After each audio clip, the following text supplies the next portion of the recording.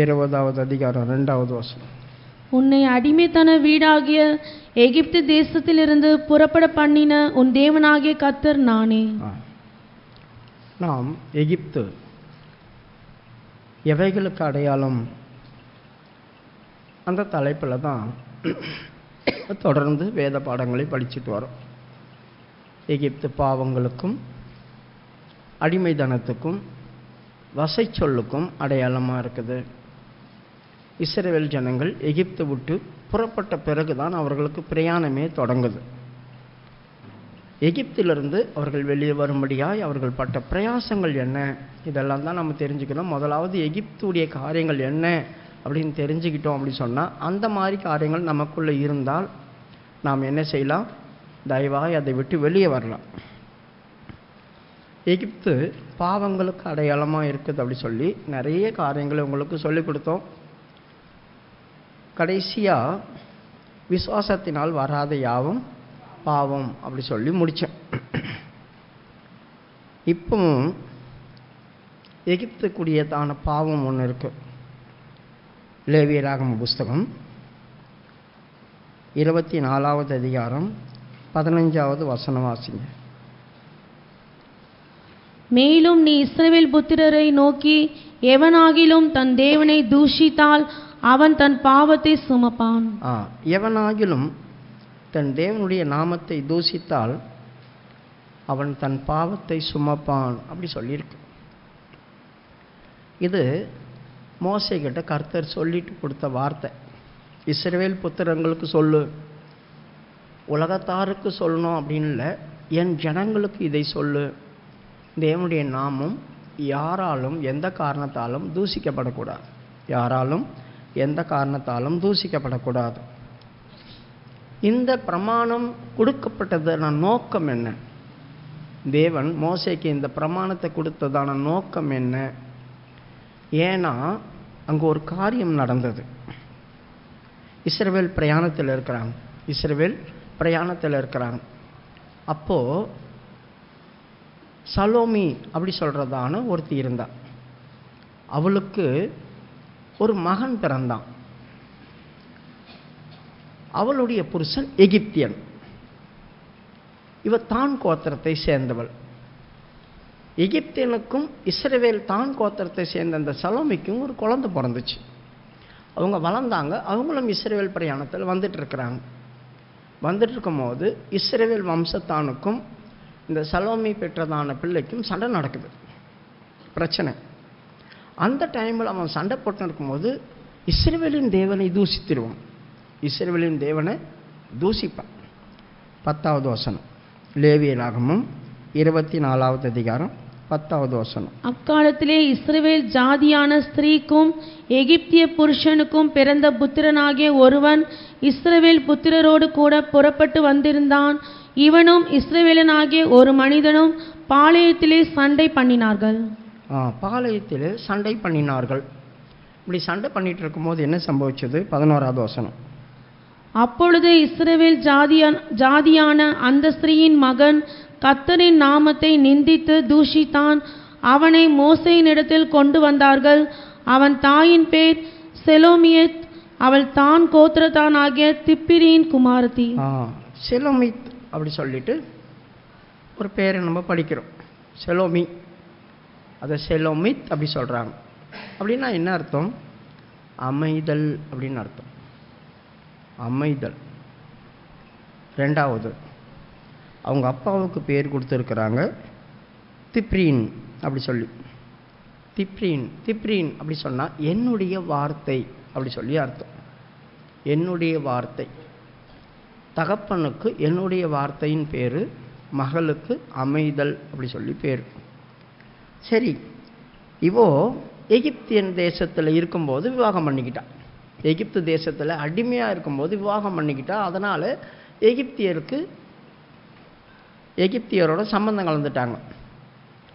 இவன் மாத்திரம் இல்லை, இன்னும் கொஞ்சம் பேர் எகிப்தில் கொஞ்சம் இருந்தாங்க. கொஞ்சம் பேர் எகிப்தியரோட நல்லா இருந்தவங்க கொஞ்சம் பேர் இருக்கிறாங்க. பைபிள் அது மறைஞ்சிருக்கு. அடிமைத்தனத்தில் இருந்ததான யோசுவா எப்படி யுத்த வீரனாகி மாறினான்? அவன் எப்படி போய் அமலேக்கியரோட சண்டை போடுறதுக்கு ஆளுங்களை தெரிந்து கொண்டான்? அவெல்லாம் அவங்க அப்பா பேர் நூன். யோசுவாவுடைய அப்பா பேர் நூன். நூன்னா என்ன தெரியுமா? பாம்புன்னு அர்த்தம். நூன்னா பாம்பு அப்படி சொல்லி அர்த்தம். யோசுவாவுக்கு இன்னொரு பேரும் ஒன்று இருந்துச்சு. மோசே தான் அவனை யோசுவான்னு மாற்றினான். ஓசியா அப்படி சொல்கிறதான பேர் யோசுவாவுக்கு. ஓசியா அப்படின்ற ஒரு பேர் இருந்துச்சு. இவன் தான் கானானுக்குள்ளே போயிட்டு வரும்போது அவன் பேரை மாற்றி வச்சான். யார்? மோசே தான் மாற்றி வச்சான். சரி, இவங்க எல்லாமே எகிப்தியரோடு இருந்து 25 வருஷம் எகிப்தி ஸ்கூலில் படித்தான் அவன். யார்? யோசுவா. அதனால் யுத்த வீரனாக இருந்தான். அதனால தான் அவனை செலக்ட் பண்ணி நீ சண்டை போடுறா அப்படி சொன்னாங்க. இவங்களுக்கெல்லாம் செங்கல் தான் காசை தெரியும், யுத்த வீரர்கள் யாருமே கிடையாது. அதை போல் இந்த சிலோமித்தும் எகிப்தியரோட சம்பந்தம் கலந்தாங்க அப்படின்னா அவங்களோட நல் உறவில் இருந்தாங்க. இப்போ இப்படிப்பட்டதான ஆட்களை என்ன சொல்லுவாங்க? இஸ்ரேல் ஜனங்கள் நம்ம கூட இருந்து வேறவரோட ஐக்கியம் வச்சுருந்தா என்ன சொல்லுவாங்க? இவங்க துரோகம் பண்ணுறாங்க, இவங்க துரோகம் பண்ணுறாங்க, துரோகிகள் அப்படி சொல்லுவாங்க இல்லையா? அந்த மாதிரி ஒரு பேர் கொஞ்சம் பேருக்கு இருந்துச்சு எகிப்தில். அப்போது இவளும் எகிப்திலேருந்து ஒருத்தனை கல்யாணம் பண்ணிட்டு இருக்கிறா, அவனுக்கு பிறந்த ஒரு குழந்தை. அதனால தான் அவன் பையன் எகிப்தியனுக்கு பிறந்தவன் அப்படி சொல்கிறாங்க. அப்போ அது அவனுக்கு நிந்தையாக இருக்கும், அவனுக்கு நிந்தையாக இருக்கும். இப்போ சண்டை போடும்போது என்ன சொல்லி சண்டை போட்டிருப்பாங்க? நீ இஸ்ரவேல் வம்சத்தானே கிடையாது, இஸ்ரவேல் வம்சத்தானே கிடையாது அப்படி சொல்லிட்டு இருக்கும்போது அப்போ அவன் என்ன பண்ணான்? எடுத்தவனே கடவுளை தூசிட்டான், இஸ்ரவேலின் தேவனை தூசித்தான். 11வது வசனம், 10வது வசனமும் 11 படிங்க. அக்காலத்திலே இஸ்ரவேல் ஜாதியான ஸ்திரீக்கும் எகிப்திய புருஷனுக்கும் பிறந்த புத்திரனாகிய ஒருவன் இஸ்ரவேல் புத்திரரோடு கூட புறப்பட்டு வந்திருந்தான். இவனும் இஸ்ரவேலனாகிய ஒரு மனிதனும் பாளையத்திலே சண்டை பண்ணினார்கள். அப்பொழுது இஸ்ரவேல் ஜாதியான அந்த ஸ்திரீயின் மகன் கர்த்தரின் நாமத்தை நிந்தித்து தூஷித்தான். கர்த்தருடைய நாமத்தை நிந்தித்து தூஷித்தான். இப்போ இவங்க என்னதான் இஸ்ரவேல் பிரயாணத்தில் வந்திருந்தாலும் தகப்பன் எகிப்தியன், இன்னும் அந்த அளவுக்கு ஆண்டவரை பற்றி தெரியாது. இப்போ இவன் இஸ்ரவேலுக்கு அவனுக்கும் சண்டை நடக்கும்போது அவன் ஏதாவது இவனுடைய பிறப்பை குறித்து பேசியிருப்பான், இல்லைனா அவனுடைய தகப்பனை குறித்து பேசியிருப்பான். அதனால் இவன் என்ன பண்ண? எடுத்தவனையும் இவனை குறித்து, இவன் தகப்பனை குறித்து பேசாமல் அவன் ஆராதிக்கிற தெய்வத்தை பற்றி நிந்திச்சிட்டான். அவன் ஆராதிக்கிற தெய்வத்தை ஜூசித்துட்டான். தெய்வ பயம் இல்லாதவனாய் அவன் வளர்ந்து வந்திருக்கிறான். தெய்வ பயம் இல்லாதவனாய் அவன் வளர்ந்துருக்கிறான். ஆண்டவர் இஸ்ரவேல் புத்திரர்கிட்ட தான் சொன்னார், உன் பிள்ளைகளுக்கும் உன் பிள்ளைகளுக்கும் உட்காரும் போதும் எழுந்திருக்கும் போதும் நடக்கும் போதும் அலுவலகத்தில் இருக்கும் போதும் என்னை குறித்து சொல்லிக் கொடு அப்படி சொல்லிட்டு. அப்போ ஒரு தெய்வத்தை குறித்து தன் பிள்ளைகளுக்கு யார் சொல்லிக் கொடுப்பா அப்படின்னா தகப்பன்மார் தான் சொல்லிக் கொடுப்பாங்க. நம்முடைய தேவன் யார், நம்முடைய தேவன் எப்படிப்பட்டவர், அவர் எவ்வளோ வல்லமோ இல்லவர் அப்படி சொல்லி தகப்பன்மார் தான் சொல்லிக் கொடுப்பாங்க, ஸ்திரீகள் சொல்லிக் கொடுக்க மாட்டாங்க. அப்போ இவனுடைய தகப்பன் யார்? எகிப்தியன். இவ தான் இஸ்ரவேல். இவ போய் தன் தெய்வத்தை பறித்து அந்த பிள்ளைக்கு சொல்லிக் கொடுத்துருக்க முடியாது, தகப்பன் தானே சொல்லிக் கொடுக்கணும். அதனால் இவன் தெய்வ பயம் இல்லாமல் வளர்ந்தான். தெய்வ பயம் இல்லாத வளர்ந்ததுனால துணிகரமாய் தேவனை தூசிட்டான். இப்போ இவன் என்ன பண்ணாங்க? அவனை பிடிச்சி மோசக்கிட்ட கொண்டு வந்து கொடுத்துட்டாங்க. இவன் தெய்வத்தை தூசித்தான், இவனுக்கு என்ன தண்டனை கொடுக்கறது அப்படி சொல்லி. இப்போ மோசை என்ன பண்ணுறதுன்னு தெரியாமல் அவனை கொஞ்சம் வச்சுருந்தாங்க. கர்த்தருடைய வார்த்தை வர வரைக்கும் அப்படி சொல்லி வச்சுருந்தாங்க. இப்போ கர்த்தருடைய வார்த்தை வந்துச்சு. 12வது வசனம், கர்த்தரின் வாக்கினாலே தங்களுக்கு உத்தரவு வரும் மட்டும் அவனை காவல் படுத்தினார்கள். அவனை காவலில் வச்சுருந்தாங்க. ஆண்டவர் என்ன சொல்கிறார்? இவனை பனிஷ்மெண்ட் கொடுத்து காவலில் வச்சுருந்து இல்லை 3 நாள் பட்னியாக போட்டு வேறு ஏதாவது தண்டனை கொடுத்து இவனை விட்டுடலாமா? கர்த்தர் என்ன சொல்கிறார்? நம்மளுக்கு என்னன்னு தெரியல, இவனுக்கு என்ன தண்டனை கொடுக்குறதுன்னு தெரியலையே. மோசே நிறைய விதத்தில் தடுமாறி இருக்கான் தண்டனை கொடுக்குற விஷயத்தில். அந்த விறகு பொறுக்கணுங்களோ கூட ஓய்வு நாளில் அவனை கொண்டு வருவாங்க மோசைக்கிட்ட. அவனுக்கு என்ன செய்கிறதுன்னு தெரியாமல் அவனை 3 நாள் காவலில் வச்சுருவாங்க ஆண்டவர் வார்த்தை வர வரைக்கும். இப்போ தெய்வம் தான் வந்து ஒரு சட்டமாக சொல்லி கொடுத்துட்டு போவார், ஒவ்வொரு காரியமாக சொல்லி கொடுத்து இவனுக்கு இதை செய் அதை செய் அப்படி சொல்லிட்டு. இப்போ இங்கே இவனை காவலில் வச்சுருந்தாங்க. காவலில் வச்சுருந்து 3 நாள். இப்போ ஆண்டவருடைய வார்த்தை வருது, ஆண்டவருடைய வார்த்தை வருது. 13வது வசனம், அப்பொழுது கர்த்தர் மோசேயை நோக்கி, இப்போ கர்த்தர் பேச ஆரம்பிச்சிட்டார். கர்த்தர் அவங்ககிட்ட பேச ஆரம்பிக்கிறார். பேசி என்ன சொல்கிறாரு?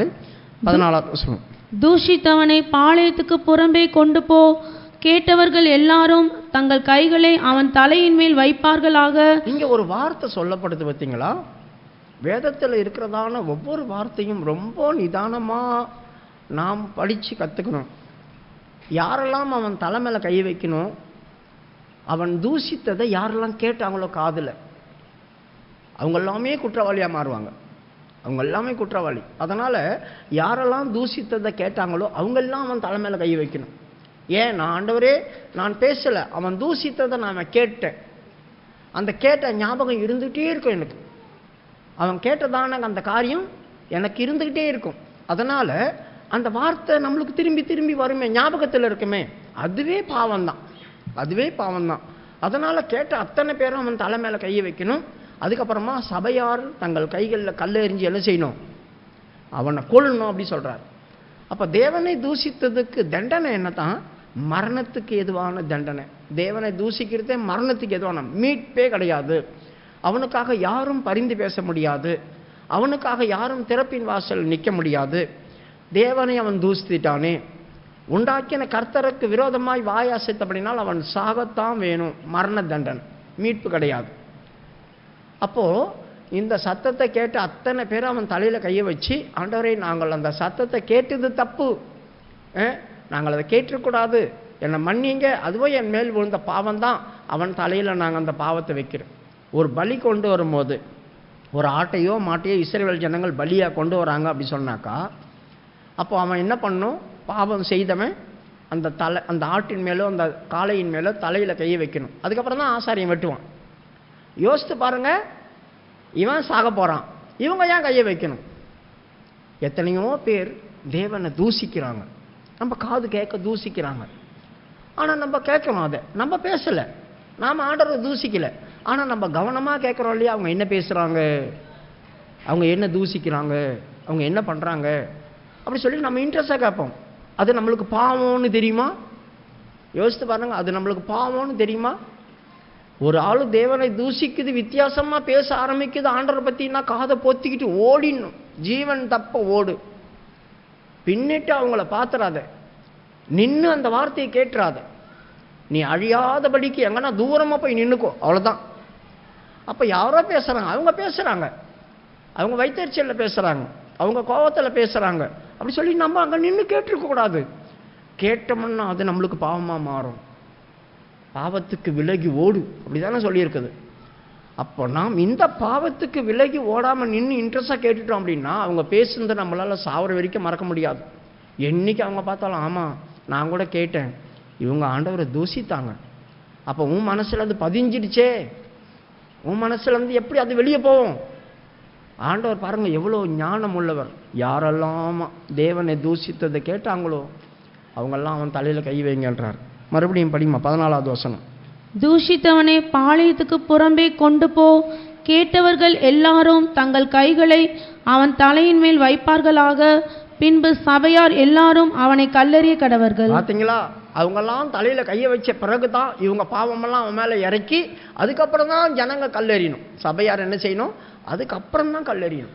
யோசித்து பாருங்க, தூசிக்கிறது அப்படின்னா என் தேவனுடைய நாமத்தை சொல்லி நான் தூசிக்கிறதுலாம், கர்த்தர் என்ன இருக்கிறார், என்ன பண்றாரு, எங்க வாழ்க்கையில என்ன செய்தார், கடவுள் இருக்கிறாரா இல்லையா, இது எல்லாமே கர்த்தருடைக்கு விரோதமாய் தூசிக்கிற வார்த்தை தான். தெரியுமா உங்களுக்கு? இவ்வளவு நாள் நாங்கள் கஷ்டப்படுறோம், கர்த்தர் எங்க இருக்கிறார், ஏன் எங்களுக்கு அவர் செய்ய மாட்டார், ஏன் எங்களுக்கு பதில் கொடுக்க மாட்டார், இப்படி கூட சொல்லக்கூடாது.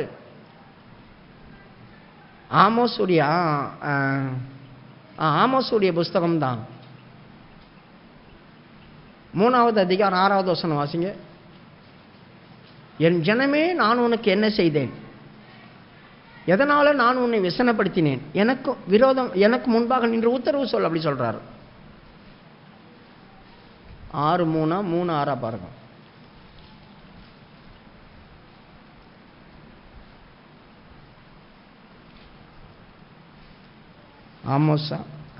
ஆமோசா மீகாவா?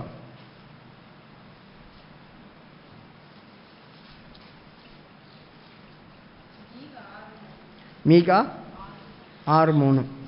என் ஜனமே, நான் உனக்கு என்ன செய்தேன், நான் எதினால் உன்னை விசனப்படுத்தினேன், எனக்கு எதிரே உத்தரவு சொல். என் ஜனமே, நான் உனக்கு என்ன செய்தேன்? எந்த விஷயத்துல நான் உன்னை வசனப்படுத்தினேன்? எனக்கு முன்பாக நின்று உத்தரவு சொல். நீ பேசி அங்கிட்ட, நான் உன்னை என்ன துக்கப்படுத்தினேன், எதனால் வசனப்படுத்தினேன்? ஆனால் நாம் என்ன செய்கிறோம்? நமக்கு வர்றதான எல்லா பிரச்சனையும் கர்த்தர் தான் எனக்கு கொண்டு வந்து தரார், தேவன் தான் என்னை இப்படி நடத்துகிறார். அவர் கண் இல்லையோ? அவர் ஏன் இரக்கமே இல்லையா? ஏன் எனக்கு இந்த மாதிரி பண்ணுறார்? ஏன் எனக்கு இப்படி பண்ணுறார்? அப்படி சொன்னாவே நம்ம அவரை தூசிக்கிறோம். தயவு செய்து மறந்துடாதீங்க, இந்த விஷயம்லாம் நம்ம மறக்கவே கூடாது. தேவனை தூசிக்கிறதுக்கு ரொம்ப பாவம். நம்மளுக்கு அவர் அஜென்ஸாக மாறிடுவார்.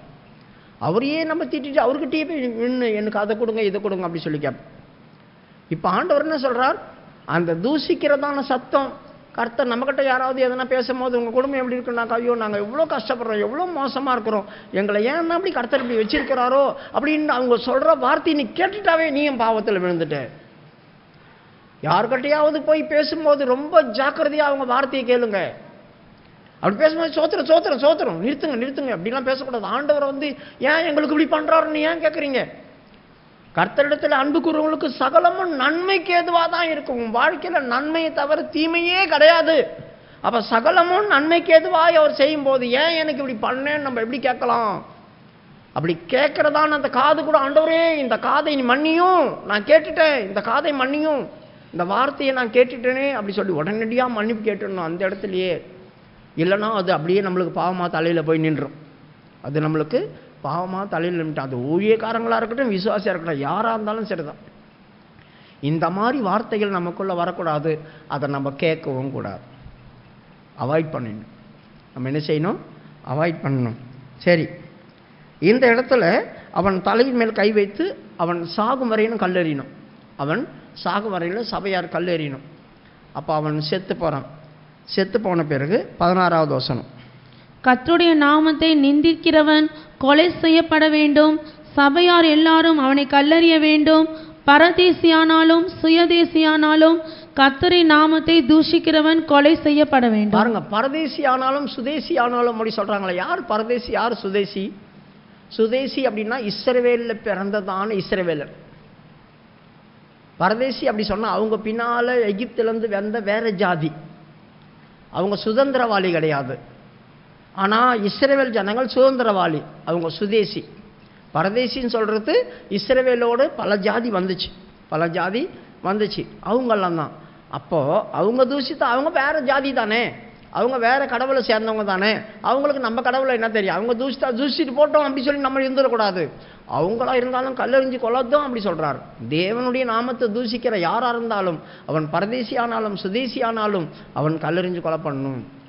அப்போ நம்ம முன்னால் யாராவது கடவுளை பற்றி திட்டுறாங்க அப்படி சொன்னால் அந்த இடத்துல நிற்காம காதை பொத்திக்கிட்டு ஓடத்தான் செய்யணும். நம்ம இல்லைன்னா நம்ம கை அவங்க தலை மேலே போய் வைக்கணும். அவங்களுக்கு தண்டனை வர்றதுக்கு முன்னால் நம்ம வச்சிடணும். நம்ம வைக்க அனுமதிப்பாங்களா? யோசித்து பாருங்கள். அவங்களுக்கு தண்டனை வர்றதுக்கு முன்னால் அவங்க தலை மேலே நம்ம போய் கையை வச்சிடணும். வைக்க ஒத்துப்பாங்களா? நீங்கள் ஏன் என் தலையில் கையை வைக்கிறீங்கன்னு கேட்பாங்க. எடுத்த உடனே எதுக்கு என் மேலே வந்து கையை வைக்கிறீங்கன்னு கேட்பாங்க. அப்போ எப்போ நம்ம அக்கிரமம் அவங்க மேலே போவோம்? சப்போஸ் அவங்களுக்கு தண்டனை கிடச்சிடுச்சு, நான் அவங்க மேலே கையை வைக்கலை, தண்டனை கிடச்சிடுச்சு, நான் மாட்டிப்பேனே. அவங்களுக்கு தண்டனை வாங்கி அவங்க போயிட்டாங்க, நான் கேட்டுட்டேனே, எனக்கு என்ன தண்டனை வரும்? பயமாக இருக்குமே.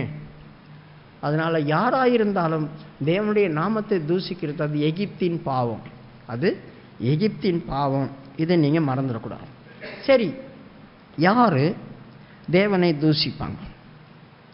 தேவனை தூசிக்கிறதுக்கு ஒரே ஒரு ஆள் தான் இந்த பூமியில் இருக்குது. அதுதான் எப்பவும் கர்த்தருடைய நாமத்தை தூசிக்கும். வெளிப்படுத்தல் விசேஷம் 13வது அதிகாரம் 6வது வசனம். வெளிப்படுத்தல் விசேஷம் 13:6. இந்த சாத்தான் தான் தன் வாயை திறந்து தேவனுடைய நாமத்தையும் தேவனையும் பரலோகத்தில் வாசம் பண்ணுறவங்களையும் தூசித்தது. அது தேவனை தூஷிக்கும்படி தன் வாயை திறந்து அவருடைய நாமத்தையும் அவருடைய வாசஸ்தலத்தையும் பரலோகத்தில் வாசமாக இருக்கிறவர்களையும் தூஷித்தது. ஒன்று அவருடைய நாமம், அவருடைய நாமத்தை இது ஏன் தூஷித்தது? அவர் நாமம் நமக்கு எதுக்கு அடையாளமாக இருக்குது? ஒன்று, அவருடைய நாமத்தினால் நான் கழுவப்படுவேன், என் நாமத்தினாலும் ஆவினாலும் கழுவப்படுவேன்னு வார்த்தை இருக்குது. ரெண்டாவது, என் நாமத்தினால நீ எதை கேட்டாலும் உனக்கு கிடைக்கும். 3வது, என் நாமத்தினால சகலத்தையும் உனக்கு நான் கீழ்ப்படுத்துவேன். அதிகாரம், அத்தாரிட்டி. அவர் நாமத்தில் எனக்கு அத்தாரிட்டி கிடைக்குது, பெரிய அதிகாரம், போஸ்டிங்கில் வரேன். அப்போது இந்த நாமத்தில் எனக்கு ஒரு போஸ்டிங் கிடைக்குது, அதிகாரம் உட்பட்டவனாய் மாறுறேன். அந்த நாமத்தில் எல்லாத்தையும் கேட்டு வாங்கிக்கிறேன், அந்த நாமத்தில் நான் சகலத்தையும் கீழ்ப்படுத்துகிறேன். அப்போ இது என்ன பண்ணுது? இவ்வளவு மேன்மையான காரியங்கள் அந்த நாமம் எனக்கு தருது, அந்த நாமத்தை தூசிக்குது, அந்த நாமத்தை அது தூசிக்குது. 2வது, பரலோகத்தை தூசிக்குது.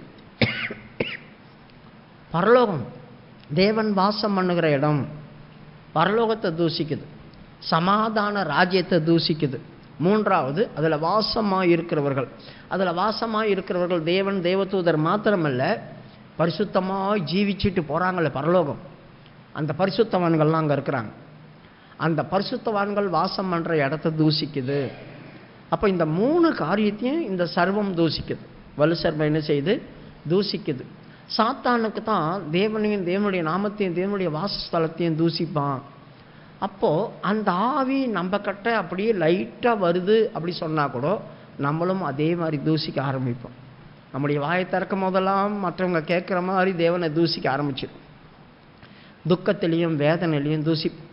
நம்மளை சுற்றி சாத்தானுடைய கூட்டங்கள் இருக்கும், நம்மளை சுற்றி சாத்தானுடைய கூட்டங்கள் இருக்கும். நாம் எவ்வளவு தான் ஜீவித்தாலும் நம்மளை அறியாமே வார்த்தை வந்துடும். சில நேரங்களில் மற்றவங்களும் நம்மளை நிந்தித்து தூசிப்பாங்க, அப்புறம் நம்மளை நிந்தித்தாலும் தேவனை தூசிக்கிறது மாதிரி தான். நீங்கள் தயவுசெய்து இதை மறந்துடாதீங்க. தேவனால் தெரிந்து கொள்ளப்பட்ட உங்களை யாராவது தூசிக்கிறாங்க அப்படி சொன்னால் அவங்க தன்னை உண்டாக்கின கர்த்தரை தூசிக்கிறாங்கன்னு தான் அர்த்தம். சரி, வெளிப்படுத்தல் விசேஷம் 2வது அதிகாரம் 9வது வசனத்தை வாசிங்க. உன் கிரியைகளையும் உன் உபத்திரவத்தையும் நீ ஐஸ்வர்யமுள்ளவனாய் இருந்தும் உனக்கு இருக்கிற தரித்திரத்தையும் தங்களை யூதன் என்று சொல்லியும் யூதராயிராமல் சாத்தானுடைய கூட்டமாய் இருக்கிறவர்கள் செய்யும் தூஷணத்தையும் அறிந்திருக்கிறேன். நல்லா கவனிங்க. ஒரு கூட்டம் அவங்கள சுற்றி இருக்கு, ஒரு கூட்டம் அவங்கள சுற்றி இருக்கு. அப்போது இவங்களுக்கு நிறைய காரியத்தை சொல்லிட்டு வரார். அதில் ஒரு சிலது ஐஸ்வர்யம், இன்னொன்று தரித்திரம். ஐஸ்வர்யத்தை சொல்லிட்டு மறுபடியும் உனக்கு இருக்கிற தரித்திரத்தையும் சொல்கிறேன் அப்படி சொல்கிறாரு. ஐஸ்வர்யனா இருக்கிறவன் எப்படிங்க தரித்திரனா மாறுவான்? எனக்கு தான் பணம் இருக்குது, அப்புறம் எப்படி நான் தரித்திரன்? ஆண்டவர் சொல்கிறது ஒன்றுமே புரியல. உனக்கு இருக்கிற ஐஸ்வர்யத்தை நான் அறிந்திருக்கிறேன், உனக்கு இருக்கிற தரித்திரத்தையும் அறிந்திருக்கிறேன்றார். ஐஸ்வர்யனா இருக்கிறவன் எப்படி தரித்திரனா மாறுவான்? மறுபடியும் படிமா அந்த வசனத்தை. உன் கிரியைகளையும் உன் உபத்திரவத்தையும் நீ ஐஸ்வர்யம் உள்ளவனாய் இருந்தும் உனக்கு இருக்கிற தரித்திரத்தையும். நீ ஐஸ்வர்யனா உள்ளவனா இருந்தும், நீ பணக்காரனா இருக்கிற, உனக்கு சகல ஆசீர்வாதமும் இருக்கு, இருந்தும் உனக்கு இருக்கிற தரித்திரத்தை எனக்கு தெரியும் அப்படின்றார். ஒரே குழப்பமா இருக்குல்ல. இதை படிக்கும் போது நானும் குழம்பினேன், என்னடா இது? ஐஸ்வர்யத்தையும் உனக்கு இருக்கிற தரித்திரத்தையும் நான் அறிந்திருக்கிறேன் அப்படி சொல்றாங்களே. இப்போ ஐஸ்வர்யம் இருந்தும் தரித்திரம் இருக்குமா நம்மளுக்கு? அது என்ன தரித்திரம்? அதுக்கப்புறமா உன்னை சுற்றி இருக்கிறதான சாத்தானுடைய கூட்டங்கள் தங்களை யூதன் என்று சொல்லியும் யூதராயிராமல் சாத்தானுடைய கூட்டமாய் இருக்கிறவர்கள். இப்போ இவங்க யாரு? சாத்தானுடைய கூட்டம் சொல்றாங்களே, அவங்க வெளியால் கிடையாது, அவங்களும் யூதர்கள் தான். தங்களை யூதர்கள் என்றும் சொல்லியும், அப்போ யூதர்கள் என்று சொல்லிட்டு இப்போ கிறிஸ்தவர்களே நாங்கள் கிறிஸ்டின் தான் அப்படி சொல்லிட்டு சாத்தான் கூட சேர்ந்து உட்காந்துருப்பாங்க. இவ்வளோ பேர், எத்தனையோ சபக்காரங்க இருக்கிறாங்க. சில பேருக்கு தெரியாது, இந்த மார்க்கம்னா தெரியாது, இந்த சத்தியம்னா தெரியாது. நம்ம சபையை எவ்வளோ பேர் தூசிப்பாங்க தெரியுமா உங்களுக்கு? பாஸ்டருங்க வரைக்கும் தூசிப்பாங்க, வெள்ளி சபையில் இருக்கிற பாஸ்டருங்க வரைக்கும் தூசிப்பாங்க. நீங்கள் கேட்டது இல்லையா? நிறைய பேர் தூசிப்பாங்க. வெளி சபைக்காரங்க அத்தனை பேர் நம்மளை பார்த்தா பயப்படுவாங்க. இந்த சபை அப்படின்னாவே அவங்களுக்கு ஒரு மாதிரி ஆகும். ஆனால் அவங்க யூதர்கள்னு சொல்லிக்கிறாங்க. யூதர்கள் என்று சொல்லியும் சாத்தானுடைய கூட்டத்தார், சத்தியத்துக்கு விரோதமாக எழும்புறவங்க, மார்க்கத்துக்கு விரோதமாக எழும்புறவங்க, சத்தியத்துக்கு விரோதமாய் பேசுகிறவங்க, அப்படிப்பட்டவங்கள தான் சாத்தானுடைய கூட்டத்தார்னு ஆண்டவரே சொல்கிறாரு. இது வேற யாரும் சொல்லலை, இயேசுடைய வாயிலிருந்து புறப்பட்ட வார்த்தை இதெல்லாம். மறுபடியும் படிமா அந்த வசனத்தை. உன் கிரியைகளையும் உன் உபத்திரவத்தையும் நீ ஐஸ்வர்யம் உள்ளவனாய் இருந்தும். முதலாவது ஆண்டவர் சொல்றாரு உன் கிரிகைகள், ரெண்டாவது உபத்திரவம். அப்போ நாம் தெய்வத்துக்காக கிரிகை செய்யும் போது உபத்திரவத்தை படுவோம். கண்டிப்பாக உபத்திரம் வரும். ஏன்னா கிறிஸ்துவுக்குள் பக்தியாய் நடக்க மனதாக இருக்கிறவர்கள் துன்பப்படுவாங்க அப்படி சொல்லியிருக்குது. அப்போ கர்த்தராகிய இயேசு கிறிஸ்துவுக்குள்ள எப்போ நான் பக்தியாய் தேவபக்தியாய் நடக்க மனதா மாறணும், அப்போ நம்ம துன்பப்படுவோன்னு தீமோத்தேயுல இருக்குது. சரி, இப்போது நான் பக்தியாக இருக்கிறது அதான் என்னுடைய கிரிகை. எந்த அளவுக்கு நான் பக்தியாக இருக்கிறேனோ அந்த அளவுக்கு கிரிகை.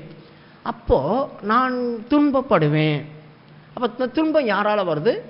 கிறிஸ்தவர்கள் அப்படி சொல்லிட்டு இருக்கிறதான சாத்தானுடைய கூட்டத்தார். யூதர்கள் என்று சொல்லியும் அவர்கள் சாத்தானுடைய கூட்டத்தாராக இருக்கிறாங்க, இன்னும் சூழ்ந்து இருக்கிறாங்க அப்படி சொல்கிறாரு. அப்போ இந்த சபையாரை சூழ்ந்து அந்த சாத்தானுடைய கூட்டத்தார் இருக்கிறாங்க, அது நிந்தையாக இருக்குது. அடுத்த வசனம், நீ படப்போகிற பாடுகளை குறித்து எவ்வளவும் பயப்படாதே. நீ படப்போகிறதான பாடுகளை குறித்து எவ்வளவு வேணும் பயப்படாதே. அப்போ ஏற்கனவே துன்பத்தை அனுபவிச்சுட்டு இருக்கிறாங்க, நீ துன்பத்தை அனுபவிச்சுட்டு இருக்கிற, ஆனால் இனியும் உனக்கு பிரச்சனை வரப்போகுது, இனியும் உனக்கு பிரச்சனை வரப்போகுது. நீ படப்போகிற பாடை குறித்து நீ இன்னும் பயப்படாத. அப்படின்னா என்ன அர்த்தம்? இப்போ பாடுகள் இருக்குது. யாரால இருக்குது? நம்மளை சுற்றி இருக்கிறதான ஆட்களால் தான் இருக்குது.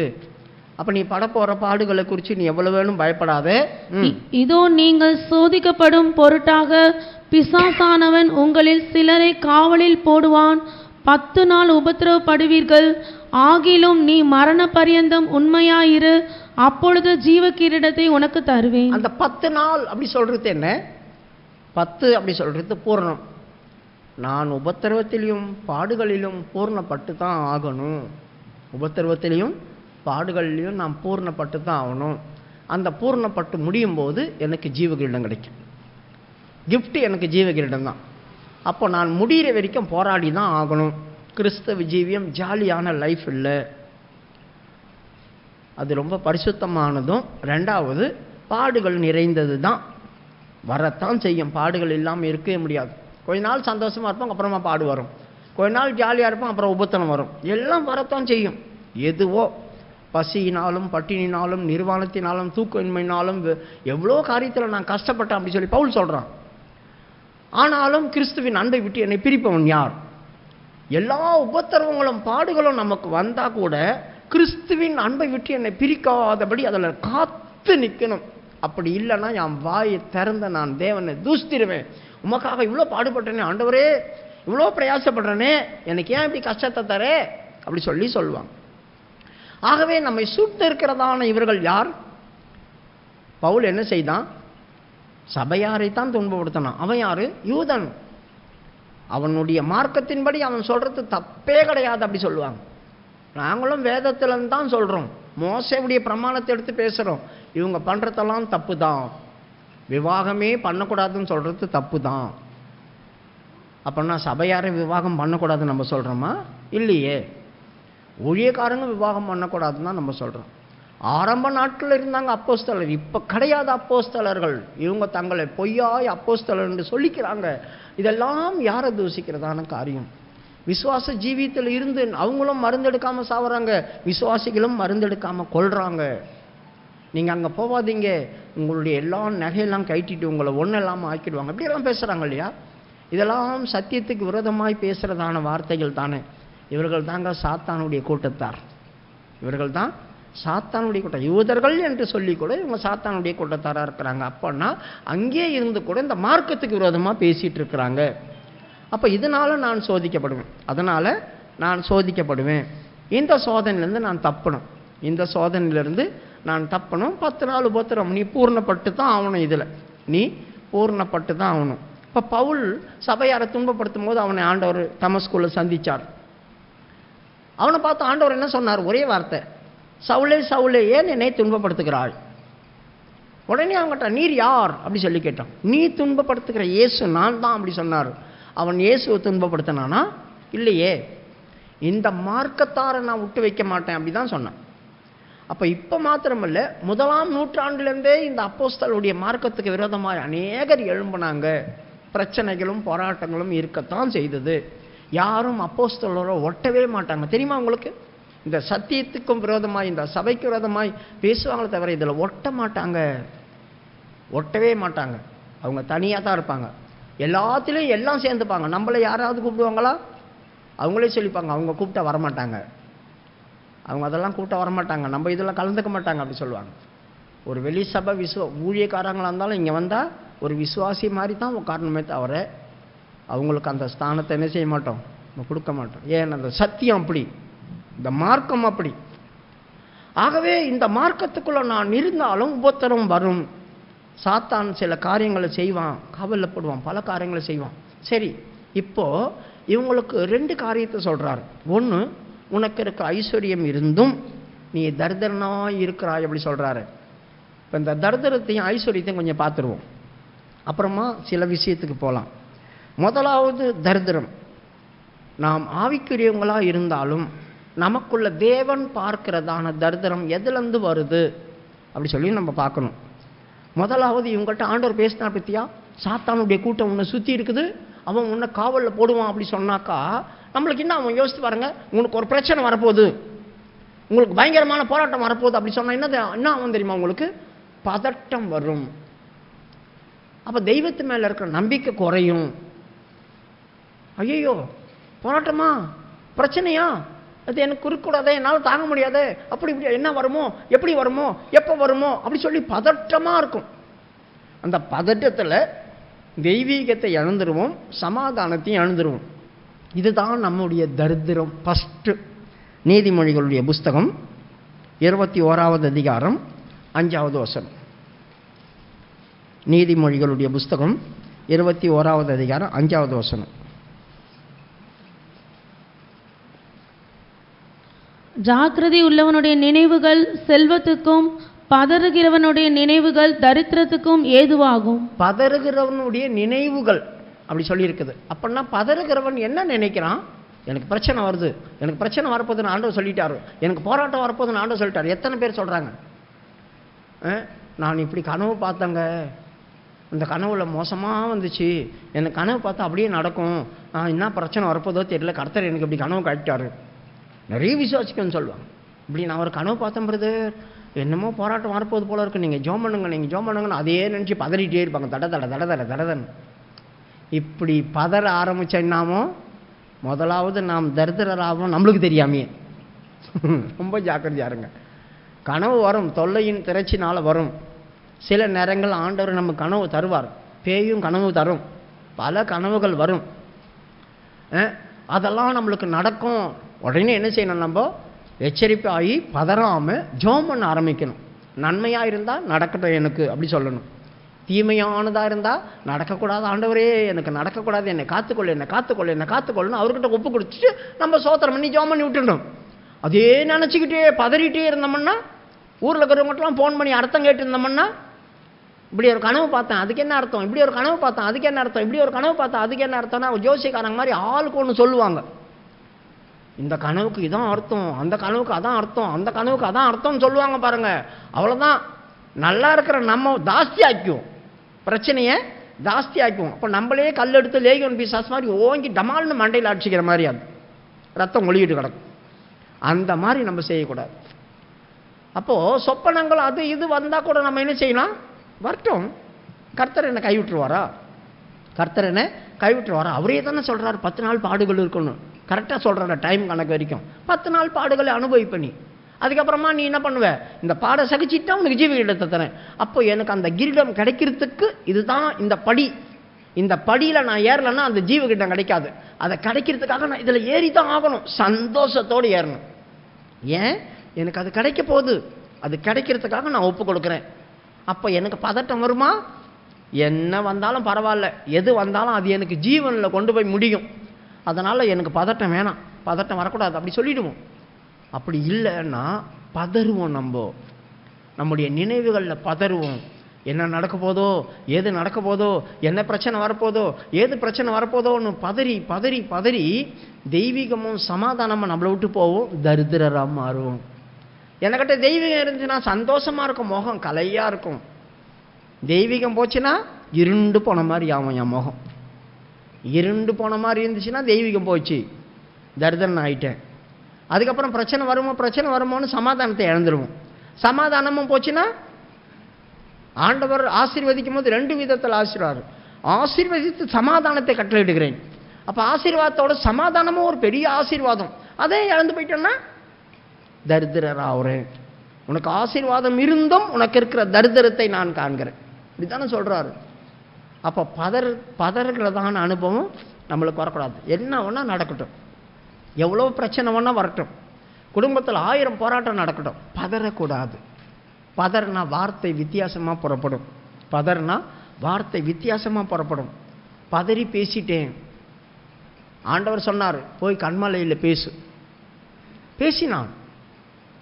அடி சொன்னார், போய் அடித்தான், தண்ணி வந்துச்சு. 2வது சொன்னார், இப்போ நீ அடிக்காத, பேசு அப்படி சொன்னார். அடிப்பட்ட கிறிஸ்து மறுபடியும் அடிபடக்கூடாது. அடிக்கப்பட்ட இயேசு மறுபடியும் அடிபடக்கூடாது. அப்போ கண்மலைன்றது கர்த்தராகிய இயேசு கிறிஸ்து தான். போய் அடித்தாங்க, ரத்தம் வந்துச்சு, தண்ணி வந்துச்சு, குடித்தாங்க மிருக ஜீவனும். 2வது என்ன சொன்னார், இப்போ நீ அடிக்காத, போய் பேசுனார். அவன் என்ன செய்தான், ஜனங்க பண்ண காரியத்தில் பதறி போய் அடிச்சிட்டான், மொட்டாள்னு. அதனால தான் அவன் கானானுக்குள்ளே பிரவேசிக்க முடியாமல் போச்சு. அவனே சொல்கிறான், உங்களால் நான் பதறி பேசினேன், பதறி பேசி ஆண்டவரை சோதித்தேன். எனக்கு கானானுக்குள்ளே போகும்போது கெஞ்சினேன், ஒரு வாட்டி போய் பார்த்துட்டு வந்துடுறேன் ஆண்டவரே சொன்னேன். அவர் விடமாட்டேன்ட்டார். இந்த காரியத்தை குறித்து நீ என்கிட்ட பேசாத அப்படி சொல்லி உபாகமம் 3வது அதிகாரத்தில்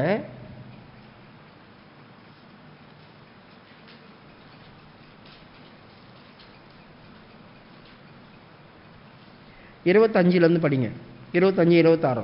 நான் கடந்து போய் யோர்தானுக்கு அப்புறத்தில் உள்ள அந்த நல்ல தேசத்தையும் அந்த நல்ல மலையையும் லீபனோனையும் பார்க்கும்படி உத்தரவு கொடுத்தருளும் என்று வேண்டிக் கொண்டேன். கர்த்தரோ உங்கள் நிமித்தம் என்மேல் கோபம் கொண்டு எனக்கு செவி கொடாமல் என்னை நோக்கி, போதும், இனி இந்த காரியத்தை குறித்து என்னோட பேச வேண்டாம். கீழே நீ பிஸ்காவின் கொடுமுடியில் ஏறி உன் கண்களை மேற்கிலும் வடக்கிலும் தெற்கிலும் கிழக்கிலும் ஏறெடுத்து உன் கண்களினாலே அதை பார்.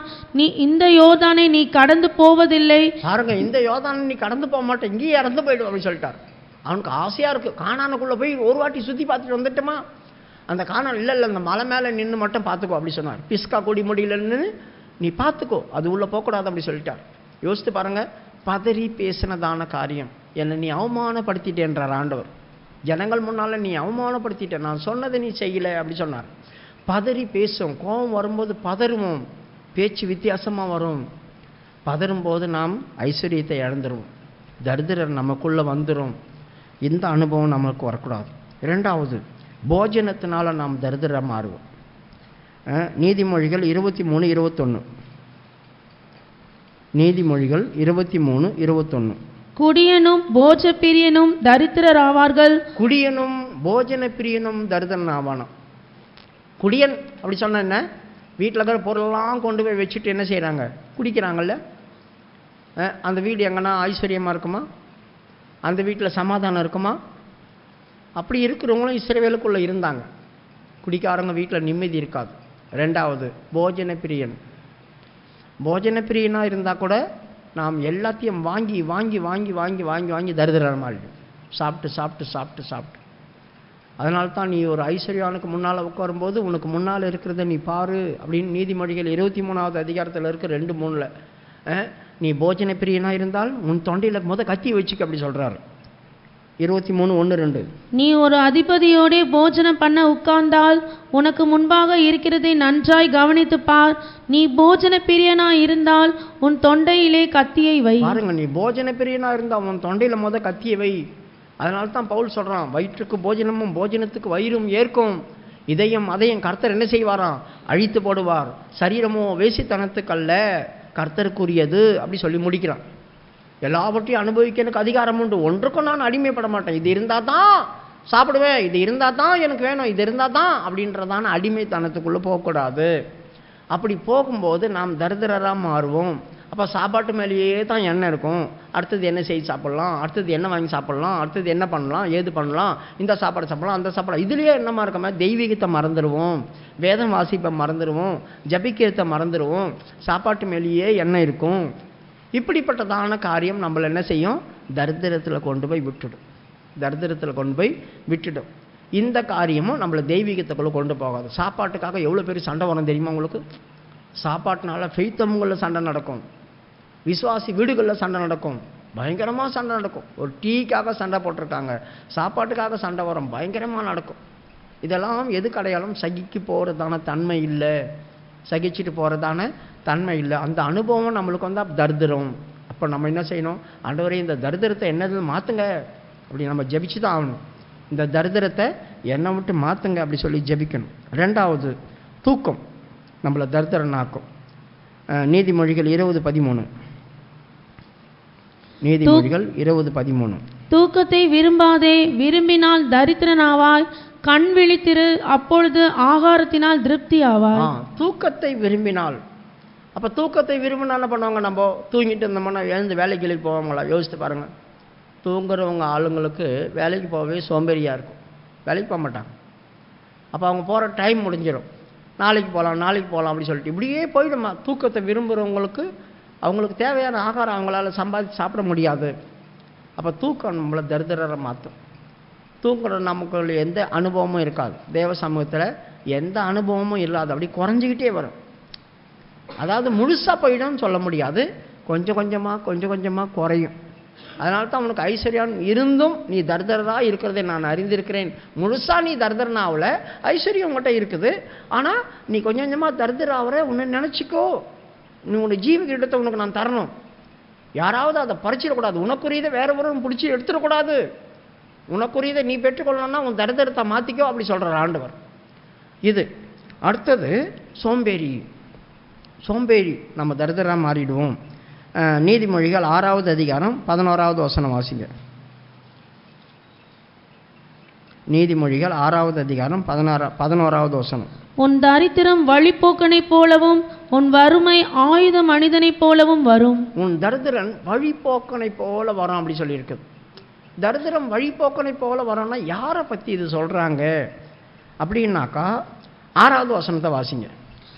சோம்பேறியே, நீ எருவினிடத்தில் போய் அதன் வழிகளை பார்த்து நல்லா கவனிங்க. தன் வாழ்க்கைக்குரியதை தேடாத இருக்கிறதான சோம்பேறிகளை பற்றி தான் அதில் சொல்லியிருக்கு. தன் வாழ்க்கையை குறித்ததான அந்த முன்னேற்றத்தை குறித்து யோசிக்காமல், தன்னுடைய வாழ்க்கையை குறித்து எந்த கவலையும் இல்லாமல், எந்த ஒரு காரியமும் இல்லாமல் இருக்கிறாங்களே, இவங்கள தான் சோம்பேறிகள் அப்படி சொல்லி இவங்ககிட்ட போய் சொல்கிறாங்க, இந்த எருமின் இடத்துல போய் நீ கற்றுக்கோ. எருமின் இடத்துல போய் கற்றுக்கோ. ஏன் எருமின் இடத்துல போய் கற்றுக்கோ? இங்கே சொல்கிறா, ஒரு கோடைக்காலம் வர்றதுக்கு முன்னால், மழைக்காலம் வர்றதுக்கு முன்னால் அதுக்கு தேவையானது அது போய் சேஃப்டி பண்ணி வச்சுக்குது. எங்கேயாவது போய் எடுத்துன்னு வந்தது. அதுக்கு ராஜாக்கள் கிடையாது. ஒரு ராஜா வழி நடத்தி போய் இங்கே இருக்குது போய் எடுத்துகிட்டு வா, அங்கே இருக்குது போய் எடுத்துகிட்டு வா அப்படி சொல்கிறது இல்லை. ஒரே ஒரு எறும்பு உளவாளி வரும், தெரியுமா உங்களுக்கு? ஒரே ஒரு எறும்பு உளவாளி ஒரு சின்னதான சாப்பிட்ற பொருளை நீங்கள் அங்கே போட்டுட்டு வச்சு நீங்கள் அதையே பார்த்துட்ருங்க. நான் அதை டெஸ்ட் பண்ணியிருக்கேன். போட்டு வச்சுட்டு போனால் ஒரு எறும்பு அங்கங்கே சுற்றி வந்து அதை வந்து அப்படி கடிச்சு பார்ப்பார், மாந்து பார்ப்பார். அதை உடனே அதை எடுத்துகிட்டு போவாது, கடன்னு ஓடும். எங்கே ஓடுதுன்னு தெரியாது. கொஞ்ச நேரம் பொறுத்து ரைனாக வருவாங்க. ரைனாக வந்து அவங்க எல்லாம் சேர்ந்து அதை தூக்கிட்டு போவாங்க. அதுக்கிட்ட இருக்கிற ஒற்றுமை. ஒன்றோட ஒன்று சண்டை போட்டு பார்த்தே இருக்க முடியாது. நம்ம எல்லாரும் ஒன்று போல் சேர்ந்து வேலை செய்யும், போய் சேர்த்து வைக்கும். யோசித்து பாருங்கள். இப்போ ஆண்டவர் பாருங்கள் எப்படி சொல்கிறாரு, நீ சோம்பேறியே, நீ போய் எறும்பு கட்ட கற்றுக்கோ. அதுங்க கோடைக்காலம் வரத்துக்கு முன்னால் தனக்கு வேண்டியது ஆகாரத்தை சேர்த்து வச்சுக்கிது, அப்புறமா இலைப்பாறுதலாக இருக்குது. அப்படின்னா என்ன அர்த்தம்? கோடைக்காலம் வர்றதுக்கு முன்னால் அப்படின்னா என்ன அர்த்தம்? உன்னுடைய இளமை பகுதி முடிகிறதுக்குள்ளோ. ஏன்னா வாலிபமாக இருக்கிற வரைக்கும் தான் நீ சுறுசுறுப்பாக வேலை செய்ய முடியும், அங்கே ஓட முடியும், இங்கே ஓட முடியும், கண் விழிக்க முடியும், பாடுகளை சகிக்க முடியும், எல்லாத்தையும் பண்ண முடியும். வயசு ஆகிப்போச்சு அப்படி சொன்னாக்கா உனக்கு கோடை காலம்தான். அதுக்கப்புறம் நீ ஓடணும்னு நினச்சா கூட ஓட முடியாது, சம்பாதிக்கணும்னு நினச்சா கூட சம்பாதிக்க முடியாது. ஆண்டவர் எப்படி பேசுகிறார் பாருங்க. அது படிமா அந்த வசனத்தை, 6வது வசனம். சோம்பேறியை, நீ எருவனிடத்தில் போய் அதன் வழிகளை பார்த்து ஞானத்தை கற்றுக்கொள். அதுக்கு பிரபுவும் தலைவனும் அதிகாரியும் இல்லாதிருந்தும் கோடை காலத்தில் தனக்கு ஆகாரத்தை சம்பாதித்து அறுப்பு காலத்தில் தனக்கு தானியத்தை சேர்த்து வைக்கும். சோம்பேறியை, நீ எவ்வளவு நேரம் படுத்திருப்பாய்? போதும். இந்த இடத்துல என்ன சொல்லி இருக்குது?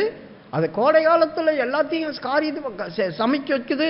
அறுப்பு காலம் அவங்க வேலை செய்கிறாங்களோ இல்லையோ, நாங்கள் செய்வோம் அப்படி சொல்லி அதோடைய ஞானம் பாருங்கள் எப்படி இருக்குது. அது போய் சேர்த்து வச்சுக்குது. இப்போ அந்த நம்மளுக்கு அறுப்பு காலம் கோடை காலத்துக்கு முந்தினது அப்படின்னு சொன்னால் நம்மளுக்கு என்னென்னா நம்ம வாலிப வயசு தான். இந்த வாலிப வயசில் நாம் சரியாய் செய்ய வேண்டியதை செய்யலைன்னு வச்சிங்க, அதுக்கப்புறமா என்ன நடக்கும் யோசித்து பாருங்கள். வயசாகி போச்சுன்னா நீங்கள் நினச்சா கூட முடியாது. மனசு சொல்லும் அங்கே போகணும், இங்கே போகணும், போனால் தான் எதனா கிடைக்கும், எதனா போய் வேலை செய்யணும்னா அந்த சரீரம் இடம் கொடுக்காது. இந்த சரீரம் இடம் கொடுக்காது. இப்பயே இருந்து இருந்து இருந்து இருந்து கடைசி வரைக்கும் அப்படியே மாறிடுவோம் நம்ம. அதனால் அவங்க சோம்பேறியாக மாறுறாங்க. அவங்களுக்கு தரித்திரம் பிடிக்கும், ஆவிக்குரிய தரித்திரம். அப்போ பின்னால் நம்ம என்ன செய்வோம்? இந்த தரித்திரத்தினால தேவனை தூசிக்க ஆரம்பிப்போம்.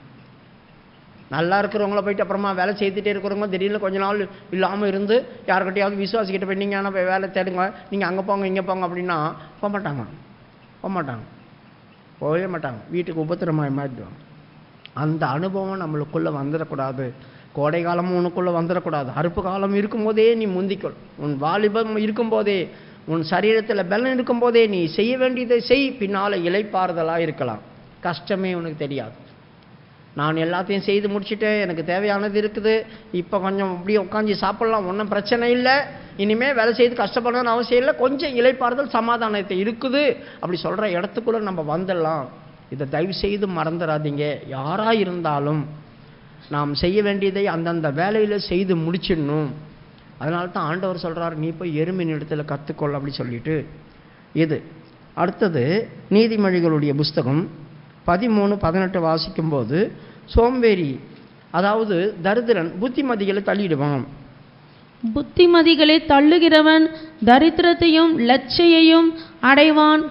புத்திமதிகளை தள்ளுகிறவன் தரித்திரத்தையும் லட்சை அப்படி சொல்லியிருக்கு. லட்சை அப்படின்னா கேவலப்பட்டு போவோம் எல்லாரும் முன்னாலும். இப்படி செய்யுங்க, அப்படி செய்யாதீங்க, இப்படி இருங்க, இப்படி பண்ணுங்க, இப்போ ஏதாவது காரியத்தில் ஈடுபடுங்க, அப்படி இப்படி சொல்கிறோம் இல்லையா? அதெல்லாம் பார்த்துக்கோ, எங்களுக்கு தெரியும், எங்களுக்கு பார்த்துக்கோ, எங்களுக்கு தெரியும், எங்களுக்கு பார்த்துக்கோ, எங்களுக்கு தெரியும், பார்த்துக்கோ அப்படி சொல்கிறாங்க பார்த்தீங்களா? அதுதான் புத்திமதியை தள்ளுகிறவர்கள். பிற்காலத்தில் எல்லாம் அன்றைக்கே சொன்னமே கேட்டிங்களா, அப்போவே சொன்னமே கேட்டிங்களா, இப்போ சொன்னமே, அப்படி சொன்னமே, இப்படி சொன்னமே, அப்படி சொன்ன, அதெல்லாம் நம்மளுக்கு ஒரு மாதிரி இருக்கும், தலைகுனிவாக இருக்கும். அவங்க நம்மளை ஒரு மாதிரி பேசுவாங்க, அதை நம்மளுக்கு குனிஞ்சு நிற்கும். அதான் லட்சை, வெக்கப்பட வேண்டியதாக இருக்கும். அந்த அனுபவம் கூட நம்மளுக்கு வரக்கூடாதுங்க.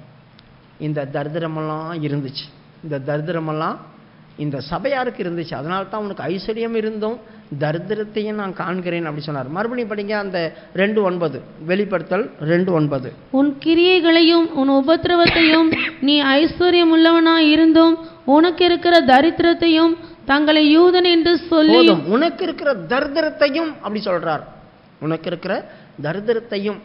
அப்போ இப்படிப்பட்ட தரித்திரங்கள் நமக்கு என்ன செய்யக்கூடாது, வராமல் நம்ம ரொம்ப எச்சரிக்கையாக இருந்து பாதுகாத்து கொள்ளணும், நம்மளை காப்பாற்றி கொள்ளணும், அவ்வளோதான். சரி, அடுத்தது அவங்களுக்கு இருந்த ஐஸ்வர்யத்தையும், உனக்கு இருக்கிற ஐஸ்வர்யம் அப்படி சொல்கிறாங்களா, அது என்ன ஐஸ்வர்யம்லாம் இருந்துச்சு அப்படி சொல்லி பார்ப்போம். நான் இப்போ இதெல்லாம் சொல்கிறதெல்லாம் நமக்கு எழுத்தின் பிரகாரம் இருக்குது, ஆவிக்குரிய பிரகாரத்தில் நமக்கு என்னெல்லாம் இருக்குது அதை பற்றி தான் இப்போ நம்ம பேசுகிறோம். யாரையுமே குறிப்பிட்டு எதுவுமே இல்லை. ஆவிக்குரிய காரியத்தில் நமக்கு இருந்த தரித்திரமும் நமக்கு இருக்கிற ஆசீர்வாதமும் என்ன நம்மளுக்கு தெரிஞ்சாகணும். அப்படி தெரிஞ்சிச்சோம் அப்படி சொன்னாக்கா நம்முடைய நடைமுறையில் வாழ்க்கையில் வரும்போது நம்ம ரொம்ப எச்சரிக்கையாகவும் உஷாராயிடும், நம்மளை காப்பாற்றிக்கும். இப்போ அந்த பதற்றம் வரவே வராது. என்ன ஒரு பிரச்சனை உபத்திரங்கள் வந்தாலும் நான் பதற மாட்டேன், சோர்ந்து போக மாட்டேன், நான் தைரியமாக இருப்பேன், கர்த்தர் என் கூட இருக்கிறார், அவர் சொல்லி தான் எனக்கு இது நடக்குது, அவர் என்னை காப்பாற்றுவார், இதில் நான் அழிஞ்சிட மாட்டேன், அவர் என்னை தப்பு வைப்பார் அப்படி சொல்கிறதான காரியமெல்லாம் நம்மளுக்கு வந்துடும். அப்போ நம்ம தரித்திரர் ஆகிறதுக்கு சான்ஸ் கிடையாது, தரித்திரத்தை ஆகிறதுக்கு சான்ஸ் கிடையாது. ரெண்டாவது ஐஸ்வர்யம். முதலாவது நம்முடைய ஐஸ்வர்யம் அப்படி சொல்கிறது என்ன? ரோமருடைய புஸ்தகம் 10வது அதிகாரம் 12வது வசனமும் 13வது வசனமும் வாசிங்க. யூதன் என்றும் கிரேக்கன் என்றும் வித்தியாசமே இல்லை, எல்லாருக்கும் கர்த்தரானவர் தம்மை தொழுது கொள்ளுகிற யாவருக்கும் ஐஸ்வர்யம் பண்ணராயிருக்கிறார். ஆதலால் கர்த்தருடைய நாமத்தை தொழுது கொள்ளுகிற எவனும் ரட்சிக்கப்படுவான். இந்த இடத்துல என் தேவனை நான் தொழுது கொள்ளும் போதெல்லாம் எனக்கு ஒரு ஆசீர்வாதம், எனக்கு ஒரு ஐஸ்வர்யம் கிடைக்குது. என்ன? ரட்சிப்பு. அப்போ ரட்சிப்பில் நிறைய இருக்குது. பொதுவான ரட்சிப்பை குறித்து நான் உங்களுக்கு பேசுகிறேன் அப்படி சொல்கிறாரு. நாம் ரட்சிக்கப்பட்ட போது இருந்ததான ரட்சிப்பை பார்க்கலாம், இது இப்போ நம்மளுக்கு ரொம்ப சமீபமாய் வந்திருக்கிற ஒரு ரட்சிப்பு அப்படி சொல்லி ரோமர் 11வது அதிகாரத்தில் சொல்லி 13:11 சொல்லியிருக்குது. இதெல்லாமே ரட்சிப்பு, நிறைய ரட்சிப்பு பிடிச்சி. ஆனால் இந்த இடத்துல சொல்லப்பட்ட ரட்சிப்பு என்ன? என் தேவனை நான் தொழுது கொள்ள வந்திருக்கிறேன், அவரை நான் நாமத்தை உயர்த்துறேன், அவருடைய நாமத்தை மகிமைப்படுத்துகிறேன். அவருடைய நாமத்தை மகிமைப்படுத்தி உயர்த்துறதுனால அவர் என்ன செய்கிறார்? எனக்கு என் கஷ்டங்கள்லேருந்து என்னை விடுவிக்கிறார், என் உபத்திரவத்திலேருந்து என்னை விடுவிக்கிறார், என் பாடுகள்லேருந்து என்னை காப்பாற்றுகிறார். அப்போ நான் ரட்சிப்பு உண்டாகுது எனக்கு. இந்த கஷ்டத்திலேயே நான் இல்லாமல் வெளியே வரும்போது அது எனக்கு ஐஸ்வர்யமாக மாறுது. ரட்சிப்பு எனக்கு ஒரு ஐஸ்வர்யம். உலகத்தில் யாருக்கும் கிடைக்காத ரட்சிப்பு எனக்கு கிடைச்சிருக்கு. இந்த ரட்சிப்பை நான் பெற்ற பிறகு என் தேவனை நான் தொழுது கொள்ள ஆரம்பிக்கிறேன். தொழுது கொள்ள ஆரம்பிக்கும் போது எல்லா விஷயத்திலேருந்து என்னை கொஞ்சம் கொஞ்சமாக கர்த்தர் காப்பாற்றி வெளியே கொண்டு வந்துட்டே இருக்கிறார். இந்த ரட்சிப்பு எனக்கு என்னவா மாறுச்சு? ஐஸ்வர்யமாக மாறுச்சு. ரெண்டாவது, என் பாவத்திலேருந்து என்னை காப்பாற்றி வெளியே கொண்டு வரும். எபேசியர் 1:7 படிங்க. எபேசியர் 1:7. அவருடைய கிருபையின் ஐஸ்வர்யத்தின்படியே இவருடைய இரத்தத்தினாலே பாவ மன்னிப்பாகிய மீட்பு இவருக்குள் நமக்கு உண்டாயிருக்கிறது. இந்த ஐஸ்வர்யம் எனக்கு வந்துச்சு. பாவத்திலிருந்து மீட்கப்பட்ட ஐஸ்வர்யம்.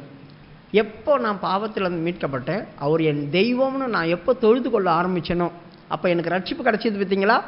இந்த ரட்சிப்பு எதுலேருந்து கிடச்சிது? என் பாவத்திலேருந்து வெளியே வர்றதுக்கு எனக்கு உதவியாக இருந்துச்சு. அதுலேருந்து என்னை காப்பாற்றி விட்டார். இப்போ நான் பாவி அப்படின்னு சொல்ல முடியாது, பாவின்னு சொல்ல முடியாது. எனக்கு இந்த ஒரு ஐஸ்வர்யம் கிடச்சிருக்கு, என்ன மீட்பு கிடச்சிருக்கு. இனி நான் பாவி இல்லை. இந்த பாவத்தை குறித்து நான் பயப்பட வேண்டிய அவசியம் இல்லை. இனி நான் பாவத்தை குறித்து மரணம் எனக்கு வந்துடும் அப்படி சொல்ல வேண்டிய அவசியம் இல்லை. நான் தேவனை தொழுது கொள்ளுகிறபடினாலும் எனக்கு ரட்சிப்பு, அந்த ரட்சிப்பு எனக்கு பாவம் மீட்பாக மாறுச்சு. எனக்கு ஐஸ்வர்யம் வந்துச்சு. எனக்கு இந்த 2 ஐஸ்வர்யமும் வந்துச்சு. மூணாவது, எபேசியருடைய புஸ்தகம் 3வது அதிகாரம் 8வது வசனம். பரிசுத்தவான்கள் எல்லாரிலும் சிறியவனாகிய நான் கிறிஸ்துவினுடைய அளவற்ற ஐஸ்வர்யத்தை புறஜாதிகளிடத்தில் சுவிசேஷமாய் அறிவிக்கிறதற்காக இந்த கிருபை எனக்கு அளிக்கப்பட்டிருக்கிறது. என்றைக்கு என் தேவன் என்னை பாவத்திலிருந்து மீட்டெடுத்தாரோ, எனக்கு ரட்சிப்பை தந்தாரோ. இப்போ நம்ம யாருக்கிட்டையாவது பேசும்போது பாருங்க, கடவுளை பற்றி ஒரு வார்த்தையாவது பேசுகிறோம். கடவுளை பற்றி ஒரு வார்த்தையாவது யாருக்கிட்டையாவது பேசிடுவோம். யாருக்கிட்டையாவது ஒரு வசனத்தையாவது சொல்லிடுவோம். இது எனக்கு கிடைச்ச ஒரு ஐஸ்வர்யம். புறஜாதிகளுக்கு, தேவனை அறியாதவங்களுக்கு நான் சொல்கிறதானே. இது நீங்கள் 2வது வாட்டி படிங்க, அப்போ தான் உங்களுக்கு புரியும். பரிசுத்தவான்கள் எல்லாரிலும் சிறியவனாகிய நான் கிறிஸ்துவினுடைய அளவற்ற ஐஸ்வர்யத்தை புறஜாதிகளிடத்தில் சுவிசேஷமாய் அறிவிக்கிறதற்காக இந்த கிருபை எனக்கு அளிக்கப்பட்டிருக்கிறது. இப்போ நான் அப்போஸ்தலர்கள் எல்லாருக்கும் பெரியவில்லை, நான் ஊழியக்காரனும் இல்லை. இப்போ நீங்கள் ஊழியக்காரங்களும் இல்லை. நீங்கள் யார்? விசுவாசி தான். நீங்கள் விசுவாசி தான். விசுவாசியாக இருந்தோம். நான் ஊழியக்காரங்கள் இல்லையே.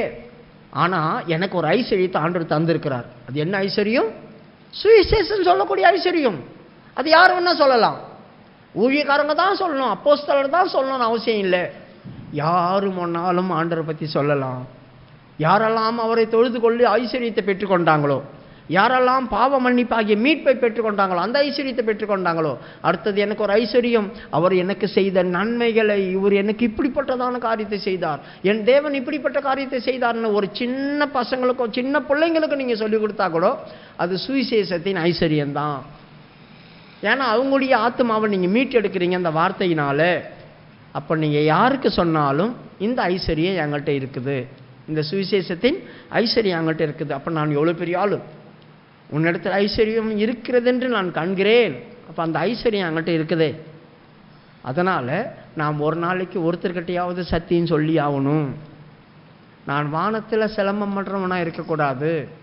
சுவிசேஷம் சொல்கிற விஷயத்தில் நான் கடனாளியாக இருக்கணும். ஒரு நாளைக்கு ஒருத்தர்கிட்டையாவது ஆண்டவருடைய ஒரு வார்த்தையாவது சொல்லலாம் கூட. ஐயோ கடன்காரன் ஆயிட்டேனே நான் அப்படின்னு நீங்கள் நினைக்கணும். யாருக்கிட்டையாவது கடவுளுடைய ஒரு வார்த்தையாவது சொல்லுங்கள். அது உங்களை ஐஸ்வர்யமாக மாற்றும். அது உங்களை ஐஸ்வர்யவனாக மாற்றும். அடுத்தது, ரோமருடைய புஸ்தகம் 2:4 படிங்க. ரோமருடைய புஸ்தகம் 2:4. அல்லது தேவதயவு நீ குணப்படும்படி உன்னை ஏவுகிறது என்று அறியாமல் அவருடைய தயவு, பொறுமை, நீடிய சாந்தம் இவைகளின் ஐஸ்வர்யத்தை அசட்டை பண்ணுகிறாய். 3 காரியம் எனக்கு ஐஸ்வர்யமாக மாறும். 1, தயவு. அவர் எனக்கு காண்பித்த தயவு. என்ன புறம்பே தள்ளி இருக்கலாம், என்ன புறம்பே தள்ளி இருக்கலாம். ஆனால் அவர் மனசில் நான் தயவு பெற்றுக்கிட்டேன். என்னை தள்ள அவருக்கு மனசு வரல, என்னை தள்ளுறதுக்கு அவருக்கு மனசு வரல. அந்த தயவு எனக்கு ஐஸ்வர்யமாக மாறிச்சு. 2வது, பொறுமை. அவர் என்மேல் பொறுமையாக இருக்கிறார். அப்போது நம்மளே அவர் தள்ளலை அப்படின்னும் போது நாம் மற்றவங்கள தள்ளக்கூடாது, நாம் மற்றவங்கள தள்ளிடக்கூடாது. அப்போ அந்த ஐஸ்வர்யம் எனக்கு இருக்கணும். ரெண்டாவது பொறுமை. அவர் என்னை பொறுமையாக இருக்கிறார். இது வரைக்கும் எவ்வளோ காரியங்கள் வாழ்க்கையில் வந்தாலும் அவர் பொறுமையாக இருக்கிறார். அது எனக்கு ஐஸ்வர்யம். அப்போ நம்மளும் பொறுமையாக இருக்கணும். ரெண்டாவது நீடிய சாந்தம். நீடிய சாந்தம். நீடிய சாந்தம். சாந்தம் அப்படி சொல்லியிருக்குது, நீடிய சாந்தம் அப்படி சொல்லியிருக்குது. அப்போ சாந்தத்தை விட நீடிய சாந்தம் நம்மளுக்கு மறைவே இருக்காது. இது மூணுமே நமக்கு கிடைச்ச ஐஸ்வர்யம். இது மூணுமே நம்மளுக்கு கிடைச்ச ஐஸ்வர்யம். இந்த ஐஸ்வர்யத்தை நான் எந்த காரணத்தை கொண்டும் இழந்துடக்கூடாது. எந்த காரணத்தை கொண்டும் இழந்துடக்கூடாது. கோபமும் மூர்க்கமும் இந்த காரியத்தெல்லாம் இழக்க பண்ணணும். நம்மளை கோபம், மூர்க்கம், வைராக்கியம் இதெல்லாம் நம்மளை இழக்க பண்ணிடும். இது இழந்துடாதபடி நம்ம தான் காத்துக்கணும். நம்மக்கிட்ட இல்லை, இந்த மாதிரி காரியம் இல்லை, சகிப்பு தன்மையே எனக்கு இல்லை, தயவும் இல்லை அப்படின்னும் போது நம்ம ஜபிச்சு தான் ஆகணும் ஆண்டவர் சமூகத்தில். ஆண்டவரே என்னை காப்பாற்றி தான் ஆகணும், இந்த ஐஸ்வர்யத்தெல்லாம் எனக்கு நீ தந்து தான் ஆகணும் அப்படி சொல்லி நம்ம கேட்டு தான் ஆகணும், ஆண்டவர்கிட்ட வாங்கி ஆகணும். அடுத்தது நீதிமொழிகளுடைய புஸ்தகம் 22:4 படிக்கும்போது இதெல்லாம் நம்மக்கிட்ட இருக்கும்போது ஜீவனின் ஐஸ்வர்யம் நம்மளுக்கு கிடைக்கும். தாழ்மைக்கும் கர்த்தருக்கு பயப்படுதலுக்கும் வரும் பலன் ஐஸ்வர்யமும் மகிமையும் ஜீவனுமாம். பார்த்தீங்களா, நமக்கு கிடைக்கிறதான பலன். இப்படியெல்லாம் நம்ம இருந்தோம், ஐஸ்வர்யத்தில் இருந்தோம்னா இதெல்லாம் பாதுகாக்கணும், இழந்து போகாமல் பாதுகாக்கணும். இழந்து போகாமல் பாதுகாத்து இருந்தோம்னா எனக்கு கிடைக்கிறதான பெரிய ஐஸ்வர்யம் என்ன? ஜீவன் தான். அந்த ஜீவன் என்னை கொண்டு போய் பரலோகத்தில் விட்டுரும். என்னை கொண்டு போய் பரலோகத்தில் கொண்டு போய் விட்டுரும். இந்த ஜீவனில் நான் காக்கப்பட்டு தான் ஆகணும். அதனால தான் இப்போ படிங்க அந்த 9:2 வெளிப்படுத்தல். உன் கிரியைகளையும் உன் உபத்திரவத்தையும் நீ ஐஸ்வர்யம் உள்ளவனாய் இருந்தும் உனக்கு இருக்கிற தரித்திரத்தையும் தங்களை யூதன் என்று சொல்லியும் யூதராயிராமல் சாத்தானுடைய கூட்டமாய் இருக்கிறவர்கள் செய்யும் தூஷணத்தையும் அறிந்திருக்கிறேன். நான் தூஷணத்தை அறிந்திருக்கேன். உங்களை தூசிக்கிறவங்களை கூட நான் தெரிஞ்சு வச்சிருக்கேன். உங்களை இல்லை, என்னை தான் தூசிக்கிறாங்க. உங்களை தூசிக்கிறாங்கன்னு நினச்சி நீங்கள் துக்கப்படாதீங்க, பதறாதீங்க, அதை பண்ணாதீங்க, இதை பண்ணாதீங்கன்னு அவங்கள தைரியப்படுத்துகிறார் ஆண்டவர். உபத்திரம் வரும், போராட்டம் வரும், எல்லாம் வரும், ஆனால் நீ ஒன்றுமே கவலைப்படாதே, ஆனால் உனக்கு நான் ஜீவனை தருவேன், நான் உனக்கு ஜீவகிட்டத்தை தருவேன் அப்படி சொல்கிறார். சரி, அடுத்தது இந்த சாத்தானுடைய கூட்டம் இது நமக்குள்ளே வந்துச்சுன்னா, அந்த சாத்தான் தானே வாயை திறந்து கர்த்தரை தூசிக்குது. இந்த தூஷணத்தை பற்றி இப்போ பார்ப்போம். ஐஸ்வர்யத்தையும் தரித்திரத்தையும் பார்த்தோம். தூஷணம் அப்படி சொல்லும் போது நாம் தூஷணமாய் தூசிக்க துணியக்கூடாது. முதலாவது துணியக்கூடாது. எதெல்லாம் தூசிக்கக்கூடாது? யூதாவுடைய புஸ்தகம் 8வது வசனம் வாசிங்க. அப்படி போலவே சொப்பனக்காரனாகிய இவர்களும் மாம்சத்தை அசுசிப்படுத்தி கொண்டு கர்த்தத்துவத்தை அசுத்தை பண்ணி மகத்துவங்களை தூஷிக்கிறார்கள். இவர்கள் சொப்பனக்காரர்கள். அப்படின்னா கற்பனை உலகத்தில் வாழறவங்க. கற்பனை உலகத்தில்னா அப்படி ஆயிடுவேன், நான் இப்படி ஆயிடுவேன், நான் அந்த மாதிரி பண்ணிடுவேன், நான் இந்த மாதிரி ஆயிடுவேன், எனக்கு இப்படி வந்துடும், எனக்கு அப்படி வந்துடும் அப்படின்னு சொல்கிறாங்க அந்த கற்பனைக்காரங்க. இவர்கள் என்ன செய்வாங்க? கற்பனையிலேயே காலத்தை ஓட்டிடுவாங்க. ஜபம் அது இது எல்லாமே குறைஞ்சி போயிடும். எல்லாம் போயிடுச்சுனாக்கா இவங்க மாம்சத்தை அசுசிப்படுத்திக்குவாங்க.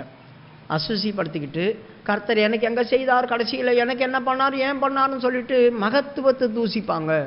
யாராவது வந்து எங்களுக்கு ஆண்டவர் அற்புதம் செய்தார், கர்த்தர் எனக்கு அப்படி பண்ணார் இப்படி பண்ணார், ஆமாம் எங்கே செய்தார், பொய்யே பேசிட்டு கிடக்குறாங்க. எவ்வளோ பேர் சொல்கிறாங்க பார்த்தீங்களா? உங்கள் காதுகள்லாம் கேட்டிருக்கும். அற்புதங்களையும் அடையாளங்களையும் யாராவது வந்து சாட்சியாக சொன்னால் கூட அதெல்லாம் பொய், இவங்களுக்கு மட்டும் எப்படி ஆண்டவர் இதை செய்வார் அப்படி சொல்கிறாங்க இல்லையா? அதை தான் கர்த்தருடைய மகத்துவத்தை நம்ம தூசிக்கிறோம். இந்த மகத்துவத்தை தூசிக்கிற அளவுக்கு நம்ம ஏன் மாறணும்? நம்ம பக்கத்திலேயே சாத்தான் உட்காந்துருந்தா கூட நம்மளை ஒன்றும் பண்ணாது அப்படின்ற எண்ணம் நம்மக்கிட்ட இருக்கணும். இல்லைனா கடவுளுடைய வல்லமையை நம்ம தூசிக்க ஆரம்பிச்சிடும். கடவுளுடைய வல்லமையை தூசிக்க ஆரம்பிச்சிடும். நம்மளை அறியாமையே தூசிக்க ஆரம்பிச்சிடும். அற்புதமெல்லாம் ஒன்றும் நடக்காது, அதெல்லாம் பொய் அப்படின்ற மாதிரி வந்துடும். அப்போ தேவனுடைய மகத்துவத்தை தூசிக்கூடாது. 9வது வசனம். பிரதான தூதனாகிய மிகாவேல் மோசேயினுடைய சரீரத்தை குறித்து பிசாசுடனே தர்க்கித்து பேசின போது அவனை தூஷணமாய் குற்றப்படுத்தி துணியாமல். நல்ல கவனிங்க, தேவதூதர் பேயை கூட தூசிக்க பயப்படுறாங்க.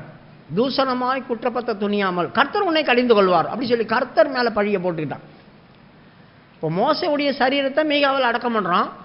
அவன் சரீரத்தை வந்து பேய் கேட்டு தர்க்கம் பண்ணுறான். இந்த சரீரம் கூட எனக்கு எனக்கு எனக்குன்னு சொல்கிறான். எதுக்காக? ஒன்று எத்தியோப்பியா ஸ்திரியை கல்யாணம் பண்ணன, அது நீ யூதனா இருக்கும்போது நீ ஏன் இஸ்ரவேல் வம்சத்தில் கல்யாணம் பண்ணாமல் எத்தியோப்பியா ஸ்திரீ கல்யாணம் பண்ண? அது தப்பு. அதுக்கு தான் மோசையும் ஆரோனும் மீரியாமும் பிரச்சனை பண்ணாங்க. ஒன்று அது. ரெண்டாவது, பேசு அப்படி சொல்கிற இடத்துல போட்டு அடிச்சு விட்டான், நீ குற்றவாளி. மூணாவது, கர்த்தர் எழுதி கொடுத்த பலகை கொண்டு போய் துணிகரமாக போட்டு உடச்சி விட்டான். சின்ன சின்ன விஷயங்கள் கூட அவன் கணக்கில் வச்சுருக்கான். கர்த்தரே மறந்தா கூட பேய் மறக்காது. நல்லா கவனிச்சு கொள்ளுங்க. கர்த்தரே நாம் செய்த காரியத்தை மறந்துடுவார், ஆனால் பேய் மறக்காது. இப்போ அவன் தேவதூதர்கிட்ட வந்து என்ன தர்க்கம் பண்ணியிருப்பான்? இவன் போட்டு உடைச்சான் இல்லையா, அந்த பொம்பளையை கல்யாணம் பண்ணான் இல்லையா, பேசுன்ற இடத்துல போட்டு அடிச்சு விட்டான் இல்லையா, இப்படியெல்லாம் பண்ணி விட்டானே, இவனை எதுக்கு நீ அடக்கம் பண்ணுற? இந்த சரீரத்தை எனக்கு கொடு, எனக்கு வேணும், எனக்கு வேணும் கேட்குறான். செத்த சரீரத்தை கூட விட மாட்டான் பாருங்க. அப்போ ஜீவன் என்ன பண்ணுவான்? ஜீவன் போயிடுச்சு ஆண்டவர்கிட்ட. இவன் சரீரத்தை வாங்கிட்டு என்ன பண்ணுவான்? சரீரத்தை இவன் கையில் மாட்டிச்சுன்னா உயிர் தேர்தல் நம்ம சரீரம் கிடைக்காது. நம்மளுக்கு உயிர் தேர்தல் நம்மளுக்கு போயிடும். ஆண்டவர்கிட்ட ஜீவன் இருக்கும், சரீரம் அவங்ககிட்ட போயிடும். சரீரத்தை வச்சு தானே நம்மளை உயிரோடு கொண்டு வர்றார் ஆண்டவர். மரித்தோர் முதலாவது எழும்புவாங்க அப்படின்னா அந்த சரீரம் இருக்கணும் இந்த பூமியில். ஒரு சின்ன துண்டு எலும்பு இருந்தால் கூட உருவாக்கி எடுத்துன்னு வந்துடுன்றார் ஆண்டவர். அப்போ பாருங்கள், அவன் உயிர் தெழுத்துடக்கூடாது இவன் அப்படி சொல்லி சரீரத்தை கேட்குறான். அவன் போராடிட்டு, அதனால் அவனை தூஷணமாய் துணியாமல், தூஷணமாய் குற்றப்படுத்த துணியாமல் கர்த்தர் உன்னை கடிந்து கொள்வாராக சொல்லி அனுப்பிச்சிட்டான். ஓடிட்டான் அவன். அந்த தேவதூதர்கள் கூட தூசிக்க மாட்டாங்க, பயப்படுவாங்க. தேவதூதர்கள் கூட தூசிக்கிறதுக்கு ரொம்ப பயப்படுவாங்க. யூதா 10. இவர்கள் தங்களுக்கு தெரியாதவைகளை தூஷிக்கிறார்கள். இவர்கள் தங்களுக்கு தெரியாதவைகளை தூஷிக்கிறாங்க. நம்ம தூஷிக்கிறது தப்பா ரைட்டான கூட தெரியாது. நம்ம எதை பேசுகிறோன்னு தெரியாமல் தூசிச்சுட்டு உட்காந்துருப்பாங்க கொஞ்சம் பேர். அதனால தான் இவர்களுக்கு தங்களுக்கு தெரியாதவைகளை தூசிக்கிறாங்க. எத்தனையோ பேர் பாருங்க, என்ன பைபிள் எடுத்துட்டு பெரிய இவங்களாட்டம் போயிட்டு வந்துட்டுக்கிறீங்க. நீங்கள் அவ்வளோ பெரிய ஆளா, இப்படி இது இருந்தீங்க அதில் இருந்தீங்க, இப்போ பெரிய பரிசுத்தவான்கள் மாதிரி போகிறீங்க. நீங்கள் நான் கிறிஸ்தவங்களா இப்போ மாறிட்டியா? நீ பிறந்ததுலேருந்து தான் வந்தேன், இப்போ தானே போனேன், இப்போ தானே வந்தேன், அதுக்குள்ளே நான் கோயில் கோயில் கோயில் ஓடிட்டு இருக்கிறேன் அப்படிலாம் சொல்கிறாங்க. பார்த்தீங்களா? இந்த மார்க்கத்தை பற்றி தெரியாது. தேவனை எப்படி அவங்க என்ன ஆராதிக்கிறாங்க, எங்கே போகிறாங்க, அவங்க என்ன தான் பண்ணிட்டு வராங்க, அதெல்லாம் உலகத்துக்கு தெரியாது. தெரியாததுனால தாங்க தூசிக்கிறாங்க. தங்களுக்கு தெரியாதவைகளை தூசிக்கிறாங்க. எவ்வளோ பேர் உங்களை திட்டுறாங்க, எவ்வளோ பேர் உங்களை பேசுகிறாங்க. இனிமேல் சோத்திரம் பண்ணாத, அல்லேலூயா போடாத, ஜெபம் பண்ணாத, ஜப சத்தம் கேட்கக்கூடாது அப்படிலாம் சொல்கிறவங்களும் இருக்கிறாங்களே. ஒரு ஆள் ஒரு வீட்டில் ஒருத்தங்க ரட்சிக்கப்பட்டு வந்துட்டாங்க அப்படின்னா எவ்வளோ உபத்திரவத்தை அனுபவிக்கிறான் தெரியுமா? இந்த சபையார் மாதிரி தான் அவங்களும். சாத்தானுடைய கூட்டம் சுற்றி இருக்கும். வீட்டாரே உன் சத்துருன்னு சொன்னார் ஆண்டவர். சாத்தானுடைய கூட்டம் சுற்றி இருக்கும். தேவனை தொழுது கொள்ள விடாமல் வேதனைப்படுத்திட்டு இருப்பாங்க நம்மளை. அப்போ அவங்க தான் தங்களுக்கு தெரியாதவைகளை தூசிக்கிறாங்க. அப்போ நம்ம என்ன பண்ண? ஆண்டவரே, இவர்கள் அறியாமல் செய்கிறாங்க, இவங்களை மன்னியும் அப்படி சொல்லி தான் ஜெபம் பண்ண, வேறு வழி இல்லை. ஏன்னா ஆண்டவர் தங்களை குத்தினவர்கள் பார்த்து இவர்கள் அறியாமல் செய்கிறாங்க, மன்னியும் பிதாவேன்னு தான் ஜெபம் பண்ணிட்டார். அதனால் நம்மளும் அப்படியே தான் ஜெபம் பண்ண, வேறு வழி இல்லை. 10வது வசனம். இவர்கள் தங்களுக்கு தெரியாதவைகளை தூஷிக்கிறார்கள். புத்தி இல்லாத மிருகங்களைப் போல சுபாவப்படி தங்களுக்கு தெரிந்திருக்கிறவைகளாலே தங்களை கெடுத்துக் கொள்ளுகிறார்கள். பார்த்தீங்களா? புத்தி இல்லாத மிருகங்களைப் போல. ஒருவன் கிறிஸ்துவுக்குள்ள வந்தா மிருக குணம் உள்ளவன் மனுஷனா மாறுவான். முதலாவது மனுஷனா மாறுவான். மனுஷன் அப்படி சொன்னா என்ன? நல்மனசாட்சி அவனுக்குள்ள வேலை செய்யும். உயர்ந்தவன் மேல் உயர்ந்தவன் காவலாளி. அந்த உயர்ந்தவன் மேலும் ஒருவனை ஆண்டவர் வைத்திருக்கிறாராம். உன்னத பாட்டில் இருக்குன்னு நினைக்கிறேன், 5வது அதிகாரமா. உயர்ந்தவன் மேல் உயர்ந்தவன் காவலாளி, அவர்கள் மேலும் உயர்ந்தவர் ஒருவர் இருக்கிறார் அப்படி சொல்லி இருக்குது. பிரசங்கி 5:8. ஒரு தேசத்தில் ஏழைகள் ஒடுக்கப்படுகிறதையும் நியாயமும் நீதியும் புரட்டப்படுகிறதையும் நீ காண்பாயானால் அதை குறித்து ஆச்சரியப்படாதே. உயர்ந்தவன் மேல் உயர்ந்தவன் காவலாளியா இருக்கிறான், அவர்கள் மேல் உயர்ந்தவரும் ஒருவர் உண்டு. உயர்ந்தவன் மேல் உயர்ந்தவன் காவலாளி. அது யாரு? உயர்ந்தவன் யாரு? மனுஷ பிறவிதான் உயர்ந்தது.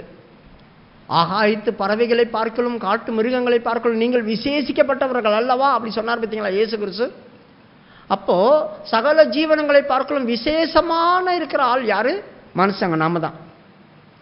அப்போ நம்ம தான் உயர்ந்தவன்.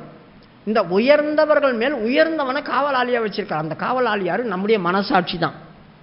அதனால தான் குற்றம் உண்டு குற்றம் இல்லை என்று ஒருவரை ஒருவர் சாட்சி சொல்லுது அப்படி சொல்லி ரோமர் 2:15 வாசிக்கிறோம்.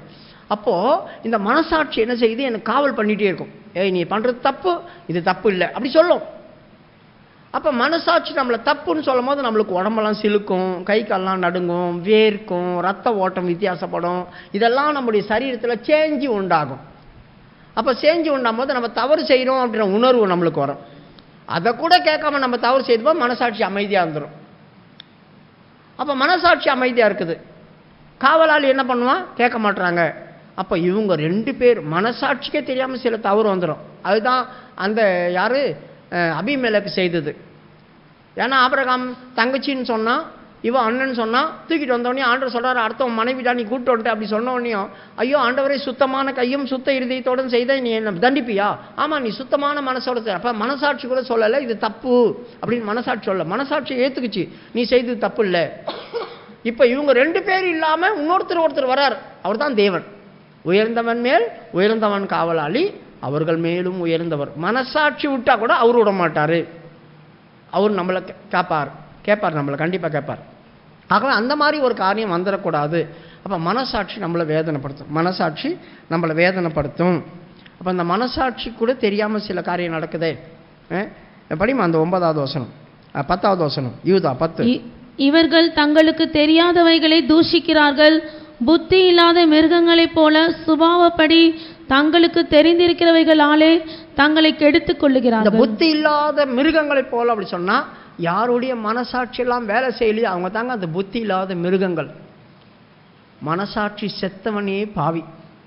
மனசாட்சி இருக்கிறவன் பாவியாக இருக்க முடியாது. ஏன்னா அவனை பயமுறுத்தான் அந்த மனசாட்சி, தப்புன்னு சொல்லும். பாவி அப்படி சொன்னா என்ன, மனசாட்சி இல்லாதவன் தான் பாவி. நம்மளோட எத்தனை பேர் சொல்கிற பற்றி அவனுக்கு மனசாட்சியே கிடையாதாயா, அவனுக்கு மனசாட்சியே கிடையாதா அப்படி சொல்கிறான் இல்லையா? அப்படின்னு அர்த்தம். மனசாட்சி வேலை செய்யல, மிருகமாக நடந்துக்கிறாங்க, அதனால தான் மனசாட்சியே கிடையாது அவனுக்கு அப்படி சொல்லி கேட்குறோம். அப்போ இந்த மனசாட்சி அமைதியான பேர் அவங்க மிருகமாக மாறிடுவாங்க. மனசாட்சி இல்லாத மிருகமாக மாற்ற இவங்களை என்ன பண்ண முடியும்? அவங்க சுபாவத்தின்படி நடந்து கொள்வாங்க. அவங்களுக்கு எதெல்லாம் நல்லது படுதோ அதைப்படியே நடந்துட்டு போவாங்க. மாற்றமே இருக்காது. நம்ம எவ்வளோ சொன்னாலும் கேட்க மாட்டாங்க. இவங்க தூசிப்பாங்க நம்மளையே. நாம் நல்லது சொல்லப்போனால் தூசிப்பாங்க, புத்திமதி சொல்லப்போனால் தூசிப்பாங்க, தேவனை குறித்து சொல்லப்போனால் தூசிப்பாங்க. அவங்களுக்கு தெரியாதவைகள் அவங்க ஈடுபடுவாங்க. கடவுளே இது இல்லைன்னு தெரிஞ்சால் கூட அவங்களுக்கு கடவுளாது தெரியும். இதை மாதிரி காரியத்தில் அவங்க ஈடுபட்டுருவாங்க. சரி, அடுத்தது 2 ராஜாக்களுடைய புஸ்தகம் 19வது அதிகாரம் 34வது வசனம். சீரியர், இந்த ஆவி கூட பிசாசுடைய ஆவிதான், அதுவும் தூசிக்கும். சீரியாவின் ராஜாவாகி படிமா 3:4 19வது அதிகாரம் 3:4. 2 ராஜாக்கள் 19வது அதிகாரம். இவர்கள் அவனை நோக்கி, இந்த நாள் நெருக்கமும் கண்டிதமும் தூஷணமும் அனுபவிக்கிற நாள், பிள்ளை பேரு நோக்கி இருக்கிறது, பெறவோ பலன் இல்லை. ஜீவனுள்ள தேவனை நிந்திக்கும்படி அசிரிய ராஜாவாகிய தன் ஆண்டவனால் அனுப்பப்பட்ட ரப்சாக்கே சொன்ன வார்த்தைகளை எல்லாம் உமது தேவனாகிய கர்த்தர் கேட்டிருக்கிறார். இப்போ இஸ்ரவேலின் ராஜாவுக்கு விரோதமா என்ன செய்துட்டான்? சீரியர் வந்துட்டான். மேலேருந்து வந்து அவன் ஆள் அனுப்பினான், ரப்சாக். அவன் வந்து என்ன பண்றான்? ஜனங்க முன்னால நின்று தேவனை தூசிக்கிறான், பயங்கரமா திட்டுறான். இதெல்லாம் கேட்டு ஜனங்க ரொம்ப நொந்து போயிட்டாங்க. அவங்க சொல்றாங்க, இது எங்களுக்கு இடுக்கமும் கண்டிதமான நாள், எங்களால் ஒன்றும் பண்ண முடியல, அவங்கள எதிர்க்க முடியாது, அவங்க ரொம்ப பெரியவங்களா இராணுவமாலாம் இருக்காங்க, அப்படி இருக்காங்க இப்படி இருக்காங்க, இப்போ நான் என்ன பண்ணுறதுன்னு தெரியல அப்படின்றதான ஒரு காரியம் வந்த உடனேயும் ராஜா என்ன தெரியுமா செய்தான்? ஏசாயா தீர்க்கதரிசிக்கிட்ட ஆரம்பிச்சிட்டான். அவன் என்னென்ன பேசுகிறான் பார், நம்முடைய தேவன் அவன் தூசிக்கிறான் அப்படி சொல்லிட்டு. இந்த அசிரியர் யாரு? அவர்கள் நம்முடைய பிரதிஷ்டையை உடைக்கிற ஆவிகள். அதனால தான் ஏசாயாவுடைய புஸ்தகம் 7வது அதிகாரம் 20வது வசனம் வாசிக்கும் போது, அக்காலத்திலே கூலிக்காக வாங்கின சவரங்கம் கத்தி அவன் நம்முடைய கால் மயிரியம் தலை மயிரியம் தாடி மயிரியம் சுரண்டி போட்டுருவான் அப்படி சொல்லி இருக்குது.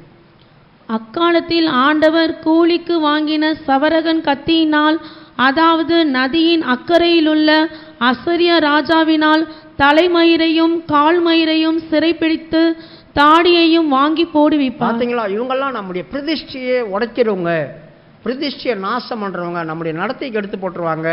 தலைமயிர் நம்ம சிந்திக்கிறது, ஆண்டவரை யோசிக்கிறது, கனம் பண்ணுறது, இதெல்லாம் நாசம் பண்ணிடுவாங்க. தேவனை துதிக்க விடாமல் தாடி மயிரெல்லாம் பிடிங்கி எடுத்துருவாங்க, பலி செலுத்த முடியாத ஆக்கி விட்டுருவாங்க. இதெல்லாம் நம்முடைய பிரதிஷ்டையை உடைக்கிற ஆவிகள். அதுதான் தேவனை நிந்திக்கும், தேவனை தூசிக்கும். இவங்க கண்டிதமும் இடுக்கத்தில் விழுந்து கிடந்தாங்க. ஆனால் ஆண்டவர் என்ன செய்தார்? அவன் நிமித்த நீ ஒன்றும் கவலைப்படாத, அவன் இவ்வளோ காரியம் பேசுகிறான், நீ பயப்பட வேணாம், துவல வேண்டாம், நான் ஒரு காரியத்தை செய்வேன்னு சொல்லி நைட்டோட நைட்டை ஒரு தூதன் அனுப்புனார். அவன் என்ன பண்ணான்? 180,000 பேரை ஒரே நாளில் கொலை பண்ணிட்டு போயிட்டான். ஒரே நைட்டோட நைட்டா கொண்டு போட்டு போயிட்டான். அதனால் அவங்க அதை கேட்டுட்டு ஓடிய போயிட்டானுங்க. அப்போ கர்த்தர் பெரிய காரியத்தை செய்வார். அப்போ இந்த அசிரியருடைய ஆவி என்ன? தூசிக்கிற ஆவி. இந்த அசிரியருடைய ஆவி தூசிக்கிற ஆவி ஜனங்களுக்கு, தேவ ஜனங்களுக்கு நெருக்கத்தை உண்டு பண்ணும். நம்முடைய பிரதிஷ்டையை அழிக்க பார்க்கும், நம்முடைய பிரதிஷ்டையை அழிக்க பார்க்கும். ரெண்டாவது வெளிப்படுத்தல் விசேஷம் 16வது அதிகாரம் 9 - 11 வரைக்கும். 9வது வசனமும் 11வது வசனமும் வாசிங்க.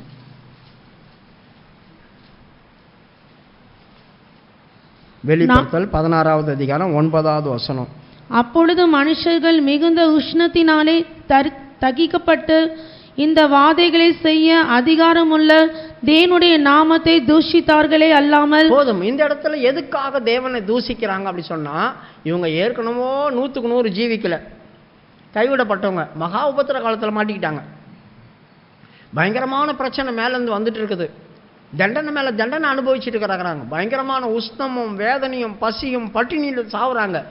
இந்த நேரத்தில் இதெல்லாம் கொடுத்த தேவனே எங்களை மன்னிச்சிரு, நான் உன் பக்கம் சரியான நிலவரத்தில் இல்லை, நான் உமக்கு உண்மையாக ஜீவிக்கலை, அதனால தான் இந்த கதி ஆயிட்டேன் அப்படின்னு சொல்லாமல் தேவனை தூசிக்கிறாங்களாம். தேவனை தூசிக்கிறாங்க. உபத்திரவங்களும் பிரச்சனைகளும் ஒரு குடும்பத்தில் வரும்போது நம்ம ஜெபம் பண்ண உட்காந்தா தூசிப்போம் தெரியுமா? நம்மளை தூசிப்பாங்க, நம்ம வாயிலே தூசிப்பா வந்துடும். எவ்வளோ ஜெபம் பண்ணுறேன், எவ்வளோ உபவாசம் போடுறேன், எங்களுக்கு என்ன பண்ண ஆண்டவரே, எங்களுக்கு என்ன பண்ண ஆண்டவரே, எங்களுக்கு என்ன பண்ண ஆண்டவரேன்னு கேள்வி மேலே கேள்வி கேட்போம். கேள்வி கேட்டாவே தூசிக்கிற மாதிரி தான். கேள்வி கூட கேட்கக்கூடாது. உன்னை உண்டாக்கின கர்த்தரை பார்த்து நீ கேள்வி கேட்க யார்? நீ யாருன்னு கேட்குறாங்க. உன்னை உண்டாக்கின கர்த்தரை பார்த்து நீ ஆலோசனை சொல்லுவியா அவருக்கு? நீ அவ்வளோ பெரிய ஆளா? அப்படிலாம் கேள்வி வசனம் இருக்கு இல்லையா? நாம் கேள்வி கேட்கக்கூடாது. ஏன் எனக்கு இப்படி செஞ்சேன்னு சொல்லக்கூடாது. குழவன் ஒரு பானையை செய்கிறான், அந்த பானை கோணல் மானலமாக வந்துடுச்சு, குழவனுக்கு அது ரொம்ப பிடிச்சிருக்குது. அந்த பானை அவனை பார்த்து சிருஷ்டிப்பே, என்னை ஏன் இப்படி நீ உருவாக்கணும், இந்த பானை மாதிரி என்னை அசிங்கமாக உருவாக்கியிருக்க, அசிங்கப்படுத்தியிருக்க என்ன நீ அப்படி சொன்னால் எப்படி இருக்கும்? இப்படி தான் நான் செய்யணும்னு என் மனசில் பிளான் அந்த மாதிரி வந்திருக்கு, ரொம்ப அழகாக இருக்குது எனக்கு அப்படி சொல்லுவான் அவன். ஆனால் இந்த பானை அவனை பார்த்து கேள்வி மேலே கேட்கும். அதனால தான் உண்டாக்குனவரை பார்த்து சிருஷ்டி கேள்வி கேட்கக்கூடாது அப்படி சொல்லியிருக்கு. நாமெல்லாம் சிருஷ்டி, அவர் உண்டாக்கினவர், என்னை ஏன் இப்படி உண்டாக்கணும் வைக்கக்கூடாது. 11வது வசனமும் 16, 11. தங்கள் வருத்தங்களாலும் தங்கள் புண்களாலும் பரலோகத்தின் தேவனை தூஷித்தார்களே அல்லாமல் தங்கள் கிரியைகளை விட்டு மனம் திரும்பவில்லை. பார்த்தீங்களா, அவங்க செய்கிற கிரிகைகளை விட்டு வெளியே வரல. தேவனை ஆராதிக்கணும், தேவனை தொழுது கொள்ளணும், தேவன்கிட்ட மன்னிப்பு கேட்கணுன்ற எண்ணமே வரல. வியாதி பலவீனம் வரும்போது ஏன் எனக்கு ஆண்டவர் வியாதி கொடுத்தார், எதுக்காக வியாதி கொடுத்தார், நான் என்ன பண்ணேன், எனக்கு என்ன பாவம் வந்துச்சு, எனக்கு நான் என்ன செய்தேன், யாருக்கு நான் துரோகம் பண்ணேன் அப்படின்னு இவங்களை நீதிகரிச்சுப்பாங்க. யாரெல்லாம் நீதிகரிக்கிறாங்களோ அவங்கெல்லாம் தேவனை தூசிக்கிறாங்க. தேவனை தூசிக்கிறதுன்றது சாதாரண விஷயம் இல்லை. நாம் செய்கிற சின்ன சின்ன நடைமுறை காரியத்தில் கூட நம்ம தேவனை நம்மளை அறியாமல் தூசித்திடுவோம். நாம் இன்றைக்கி செய்ய வேண்டியதான காரியம் என்ன? ஆண்டவரே, நான் தெரிந்தோ தெரியாமலோ கூட உன்னை தூசி இருந்தால் தயவா என்னை மன்னிச்சிரு, இது வரைக்கும் இதை பற்றியெல்லாம் எனக்கு தெரியாது, இனிமேல் அந்த மாதிரி ஒரு வாயில் என் வாயில் வராத அளவுக்கு என்ன நான் காத்துக்கொள்கிறேன், எனக்கு அது கிருபத்தான்னு கேட்டு வாங்கிடணும். நீங்கள் கிருபத்தா அப்படி சொல்லி கேட்டு வாங்கிடணும். ஏன்னா நீங்கள் அறியாத நாட்கள் வரைக்கும் தேவன் காணாத போல இருந்தார். இப்போதோ யாவரும் மனம் திரும்பும்படி கட்டளை கொடுக்குறார் அப்படி சொல்லியிருக்கு. இதெல்லாம் எனக்கு தெரியாத ஆண்டவர், இந்த வசனம்லாம் தெரிஞ்சதானா அப்படி சொல்லியிருப்பேனா, நான் கேட்டிருப்பேனா அப்படி சொல்லி வரணும் இல்லையா? தெரியாமல் எவ்வளோ பேசணும் நம்மளுக்கே தெரியும். நான் நிறைய முறை ஆண்டவர் தூசித்து இருக்கேன் அப்படின்னு நமக்கே சொல்லும். மனசாட்சி சொல்லிட்டு இருக்கோம், ஆமாம் நீதான் நீதான் நீதான் நீதான் அப்படி சொல்லும். அப்போ நம்ம என்ன பண்ணணும்? மன்னிப்பு கேட்டு தான் ஆகணும். அடுத்தது மார்க்குடைய புஸ்தகம் 15வது அதிகாரம் 30, 31 வாசிங்க. மார்க் 15, 30, 31. உன்னை நீயே ரட்சித்துக்கொள், சிலுவையிலிருந்து இறங்கி வா என்று அவரை தூஷித்தார்கள். இயேசு தூசிக்கிறாங்க. அவரும் சிலுவையில் அறைஞ்சிருக்காரு. யாருக்காக? அங்கே நின்று தூசிக்கிறாங்க, அவங்களுக்காக தான், நமக்காகத்தான் அவர் இந்த பாடுபட்டிருக்கிறார். அவரை பார்த்து சொல்கிறாங்க, நீ ஏன் அங்கே சிலுவையில் தொங்கிட்டு கிடக்கிற, நீ ஏன் வேதனைப்படுற, இறங்கி வா இறங்கி வா இறங்கி வா அப்படி சொல்கிறாங்க. நம்ம ஏதாவது ஒரு கஷ்டப்பட்டு வியாதிப்பட்டோம்னா ஏன் உங்கள் கடவுள் உங்களை காப்பாற்றலை, அவர் எங்கே போனார், அவர் மகத்துவம் எங்கே போச்சு, எவ்வளோ பேருக்கு எவ்வளோ அதிசயம் அற்புதம்லாம் செய்கிறான்னு கேள்விப்பட்டோமே. அவங்களே சொல்கிறாங்க இல்லையா, எவ்வளோ பேர் ரட்சித்தாய், எவ்வளோ பேருக்கு விடுதலை தந்தாய், மரித்தவங்களை கூட உயிரோட எழுப்பின, குஷ்டரோகியெல்லாம் சுகம் கொடுத்த, எவ்வளோ பேருக்கு அற்புதம் அடையெல்லாம் செய்து, நீ ஏன் தொங்கிட்டு கிடக்கிற, எவ்வளோ பேர் ரட்சித்தே, நீ உன்னை ரட்சித்துக்கொள் அப்படி சொல்கிறாங்க, தூசிக்கிறாங்க. பிரியமானவர்களே, கர்த்தர் எனக்காகத்தான் மரிச்சிருக்கிறார்ன்றதான அந்த அறிவு இல்லாத போயிடுச்சு. பார்த்தீங்களா, எவ்வளோ பிரச்சனைகளும் பாடுகளும் போராட்டங்களும் நமக்கு அனுபவிக்கிறோம். நம்மளை பார்த்து கேட்குறாங்களே, நீங்கள் கடவுள் கடவுள் கடவுள் கடவுள் ஓடுறீங்க, உங்களுக்கே ஒன்றுமே நடக்க மாட்டேங்குது, இப்போ செய்யிட்டே ஆண்டவர் உங்களுக்கு அப்படி சொல்கிறாங்க இல்லையா. அதுதான் பரிகாசம்.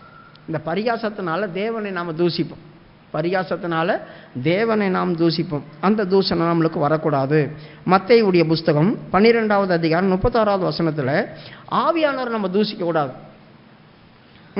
ஆதலால் நான் உங்களுக்கு சொல்லுகிறேன், எந்த பாவமும் எந்த தூஷணமும் மனுஷருக்கு மன்னிக்கப்படும், ஆவியானவருக்கு விரோதமான தூஷணமோ மனுஷருக்கு மன்னிக்கப்படுவதில்லை. பிரியமானவர்களே, மனுஷகுமாரனை குறித்து நீங்கள் யாது திட்டினாலும், இயேசுவை நீங்கள் என்ன பேசினாலும் உங்களுக்கு மன்னிக்கப்படும். ஆனால் ஆவியானவர் குறித்து எத்தனையோ சபையில் இருக்கிறதான ஆட்கள் சொல்கிறாங்க தெரியுமா, அதெல்லாம் 1ஆம் நூற்றாண்டுலேயே அந்த அபிஷேகம்லாம் கடந்துச்சுங்க, அந்நிய பாஷைலாம் இருந்துச்சுங்க, இப்போ கிடையாது அப்படி சொல்கிறாங்க. அந்நிய பாஷை ஒருவன் பேசினாலும் அதுக்கு வியாக்கியானம் பண்ணணும், அதுக்கு அர்த்தம் சொல்லணும். அப்படி சொல்லாவிட்டால் வாயை மூடிட்டு அமைதியாக இருக்கணும். நீ சபையில் லபா லபான்னு கத்தக்கூடாது. அது வேறு ஸ்பிரிட்டு, அது பேய் உள்ளே இறங்கிடும். அவங்க பேய் பிடிச்சி உலகத்தார் ஆடுற மாதிரி இவங்களும் ஆடுறாங்க, இவங்களுக்கும் உலகத்தாருக்கு என்ன வித்தியாசம் அப்படி சொல்கிறாங்க பாருங்கள். இவங்கெல்லாம் இந்த கூட்டத்தில் சேர்ந்து வருவாங்க. தாவீது கர்த்தருடைய ஆவி இறங்கின உடனே அவன் என்ன பண்ணிட்டான், மேலாடையை கழட்டி போட்டு ஆட ஆரம்பிச்சிட்டான்.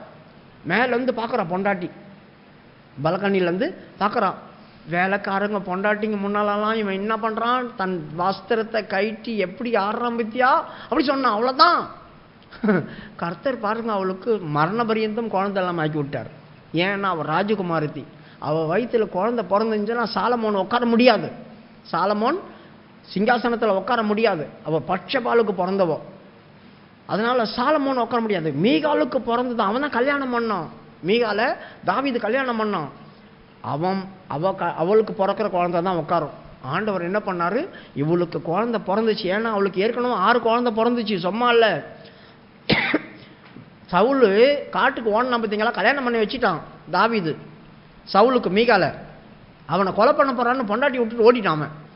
இவன் என்ன பண்ணான், இன்னொருத்தனுக்கு கல்யாணம் பண்ணி வச்சுட்டான். யாரு, சவுல். அவங்ககிட்ட போய் 5 குழந்தைய 6 குழந்தைய பெற்றுட்டாவோ. இப்போ அப்புறம் என்ன சொல்கிறான், மீகால கூட்டு வாடா என் பொண்டாட்டி அவனு. அவன் போய் கூட்டு வந்துட்டான். கூட்டு வந்தோடனே இப்போ அவன் எதிர்பார்த்துட்டு இருக்கிறான், தாவீது மூலியமா எனக்கு ஒரு குழந்தை வந்துடணும், எனக்கு ஒரு குழந்தை வந்துடணும். ஏன்னா அவங்களெல்லாம் கொண்டு வந்து சிங்காசனத்தில் உட்கார வைக்க முடியாது. அதனால எனக்கும் தாவீதுக்கும் பிறக்கிற குழந்தை சிங்காசனத்தில் உட்கார வச்சிடணும் எப்படியாவது. அவனுக்கு நிறைய 6-7 பொண்டாட்டி இருக்குது, அவன் பிள்ளைங்க யாரும் உட்காரக்கூடாது அப்படி சொல்லி அவளுக்கு பயங்கரமான ஆளவோ. ஆண்டவன் தூசி தோணி பார்த்தார், அவள் பிளானை பார்த்தார், அவள் பிளானை உடச்சி நாசம் பண்ணி விட்டார். மரண பரியந்தும் அவளுக்கு குழந்தை இல்லாமல் போச்சு. 2 சாமுவேலுடைய புஸ்தகம் 7வது அதிகாரமா 6வது அதிகாரமா?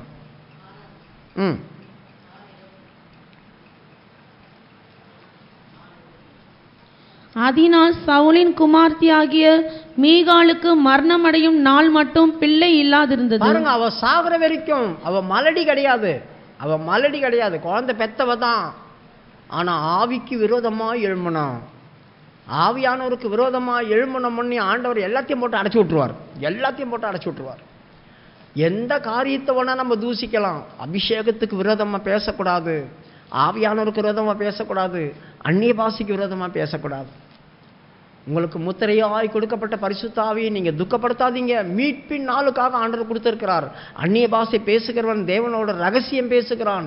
அந்நிய பாஷை பேசுகிறவன் தனக்கே பக்தி விருத்தி உண்டாக பேசுகிறான். அந்நிய பாஷையே இல்லைன்னு சொல்கிறவன் எந்த பக்தி விருத்தியில் வளருவான்? அவன் ஊழியக்காரனாக இருந்தால் கூட வளர முடியாது, அவன் சபை பரலோகத்துக்கு போகாது. இதெல்லாம் நம்மளுக்கு தெரியணும்.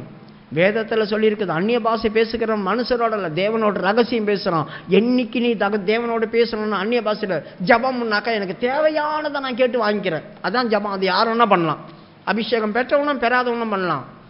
அந்நிய பாஷை பேசுறவனா பேசாதவனாம் ஜெபம் பண்ணலாம், யாருக்கும் பதில் கொடுப்பார். ஏன்னா இயேசு நாமத்தை அவன் கேட்குறான். ஆனால் அந்நிய பாஷைன்றது அப்படி அல்ல. என் தேவனோடு உறவாடுகிறதான ஒரு பெரிய காரியம், சலாக்கியத்தை கர்த்தர் எனக்கு தந்திருக்கிறார். அதை நான் விட்டுருமா? அதை விடக்கூடாது. அதே இல்லைன்ற ஒரு திருத்துவ தேவன்ல ஒரு ஆளை மறுதளிச்சா கூட அவங்க அந்த கிறிஸ்துவ அப்படின்னு வந்துடுவாங்க. மாம்சத்தில் வெளிப்பட்ட கிறிஸ்துவை மறுதளிக்கிறவன் அந்த கிறிஸ்து அப்படின்னு அப்போஸ்தலன் எழுதினான். அப்ப இயேசு கிறிஸ்துவ மறுதளிச்சா என்ன, பரிசுத்த ஆவியை மறுதளிச்சா என்ன? அவரை மறுதளிக்கிற மாதிரி தானே திருத்துவத்தில் இவரும் ஒருத்தர். இப்ப இவரை மறுதளிச்சாலும் அவங்க யாரு? அந்த கிறிஸ்துவுடைய லிஸ்டுக்குள்ள வருவாங்க. எத்தனையோ சபைக்காரங்க பரிசுத்தாவி இல்லைன்றாங்க, சிஎஸ்காரங்க இல்லைன்னுவாங்க, ரோமன் கத்திரிக்காரன் இல்லைன்னுவாங்க, பிரதர் மிஷன்காரன் இல்லைன்னுவா, ஏகோ சாட்சிக்காரன் இல்லைன்னுவா, செவன்த் டேக்காரன் இல்லைன்னுவா, நிறைய பேர் அபிஷேகம் இல்லை, அந்நிய பாஷை இல்லைன்னுவாங்க. இவங்கெல்லாம் யாரு? இந்த சாத்தானுடைய கூட்டத்தார். உண்மையிலேயே இந்த சாத்தானுடைய கூட்டத்தார் இவங்க. ஆவியானோருக்கு விரோதமாக இருந்தால் இம்மையிலும் மறுமையிலும் இவங்களுக்கு மன்னிப்பு கிடையாது அப்படி சொல்றாங்க. படிமா அந்த வசனத்தை 12:31. ஆதலால் நான் உங்களுக்கு சொல்லுகிறேன், எந்த பாவமும் எந்த தூஷணமும் மனுஷருக்கு மன்னிக்கப்படும், ஆவியானவருக்கு விரோதமான தூஷணமோ மனுஷருக்கு மன்னிக்கப்படுவதில்லை. பார்த்தீங்களா? ஆவியானவருக்கு விரோதமான தூஷணம். அவங்க ஸ்பிரிட் மாதிரி ஆடுறாங்க, அது இல்லை இது இல்லை, அதெல்லாம் 1ஆம் நூற்றாண்டிலேயே முடிஞ்சிச்சு அப்படி இப்படி சொல்றாங்களே. அதெல்லாமே இந்த ஆவியானவருக்கு விரோதமாக தூஷிக்கிறதான அனுபவம் தான். கர்த்தர் எனக்கு தந்திருக்கிறதே அதான். ஒரு நாள் ஒரு பேய் சொல்லுது, நான் உன்னை அங்கே போகிறதுக்குள்ள கொடுவா வெட்டி உன்னை ரத்தத்தை உறிஞ்சி கொண்டுடுவேன் அப்படி சொல்லுது. நான் பயந்துட்டேன். ஆண்டவர் சொல்கிறாரு, என் அபிஷேகம் உன் தலையின் மேல் இருக்குது அப்படி சொன்னார். இந்த பக்கம் பேய் சொல்லுது, உன்னை நான் கொல்லுவேன் அப்படி சொல்லுது. இந்த பக்கமாக எனக்கு சந்தம் கேட்டுச்சு, என் அபிஷேகம் உன் தலையின் மேல் இருக்குது, யாரும் உண்மையை கை வைப்பா? முட்டாள்னு மண்டமடி ஆச்சு. இயேசுவின் நாமத்தில் போ சாத்தானே, என்னைய கொல்லுவேன் அப்படின்னு தப்புன்னு விழுந்து போயிடுச்சு. யோசித்து பாருங்க, ஆவியில் நிரம்பி அடிச்சோன்னு தம்முன்னு விழுந்துருச்சு. அதுதான் நமக்குள்ள ஆவியானவர் இல்லைன்னா ஆவியானவர் பேசுவார் நம்ம கிட்ட, என்னுடைய அபிஷேகம் தலையின் மேல் இருக்குது, அந்நிய பாஷை பேசி அது மேலே கை வச்சேன் நான் அப்படின்னா. இவனுங்க நம்ம சபைக்குள்ளேயே இருந்து சில பேர் என்ன பண்றாங்க, அபிஷேகம் இல்லை அது இல்லை இது இல்லைன்னு சொல்றாங்களே, இவங்களாம் எங்க போய் பரலோகத்தில் வைப்பார் ஆண்டவர்? அப்ப இவங்க யாரு? அந்த கிறிஸ்துவனுடைய ஆவி. இவங்கெல்லாம் பரிசுத்த ஆவியை மறுதளிக்கிறவங்க, அந்நிய பாஷையை மறுதளிக்கிறவங்க. இவங்க யாருமே என்ன செய்ய முடியாது? பரலோகத்தின் வாசலை கூட கால வைக்க முடியாது. பரலோகத்தின் வாசலை கூட கால வைக்க முடியாது. ஏன்னா இம்மையிலும் மறுமையிலும் மன்னிப்பு இல்லை இவங்களுக்கு. இவங்கெல்லாம் அப்படியே என்ன பண்ணுவாங்க தெரியுமா? பயங்கரமா டிப்டாப்பா இருப்பானுங்க. ஏன்னா சிஎஸ்ஐக்காரங்க கூட போய் ஜாயின் பண்ணிடுறாங்களே இவங்கெல்லாம். இப்படி இன்சைட்லாம் பண்ணி டலப்புடுன்னு இருப்பானுங்க. ஒன்றும் கிடையாது இவங்ககிட்டலாம், ஒன்றுமே இருக்காது. யாராக இருந்தாலும் சரி, எந்த பாஸ்டராக இருந்தாலும் சரி, எந்த சபையை சேர்ந்தவங்களாக இருந்தாலும் சரி, பரிசுத்த ஆவி இல்லை அப்படி சொன்னால் அவங்க பரலோகம் போக முடியாது. இந்த நிக்கோதேமுக்கிட்ட ஆண்டவர் சொன்ன ஒரே வார்த்தை என்ன? நீ ஆவினாலும் ஜலத்தினாலும் பெறாவிட்டால் தேவனுடைய ராஜ்யத்துக்குள்ளே பிரவேசிக்க மாட்டாய். நீ மறுபடியும் பிறந்தால் தேவனுடைய ராஜ்யத்தை பார்க்கத்தான் முடியும், உள்ளே போக முடியாது. அது என்ன? ரட்சிப்பின் அனுபவம். ஞானஸ்தானம் கூட பெற்றுக்கலாம், முழுக்க ஞானஸ்தானம் கூட பெற்றுக்கலாம். ஆனால் பரிசுத்தாவின் அபிஷேகம் பெறாத பரலோகம் போக முடியாது, பரலோகத்தில் கால் வைக்க முடியாது. அதுக்கு அப்போ நாங்கள் கண்டதையும் கேட்டதையும் சொல்லுகிறோம், நீங்களோ எங்கள் சத்தியத்தை ஏற்றுக்கொள்வதில்லை அப்படின்னு அதே அதிகாரம் 11வது வசனத்தில் வாசிக்கிறோம். யோவான் சுவிசேஷம் 3வது அதிகாரம் 11வது வசனத்தை வாசிங்க.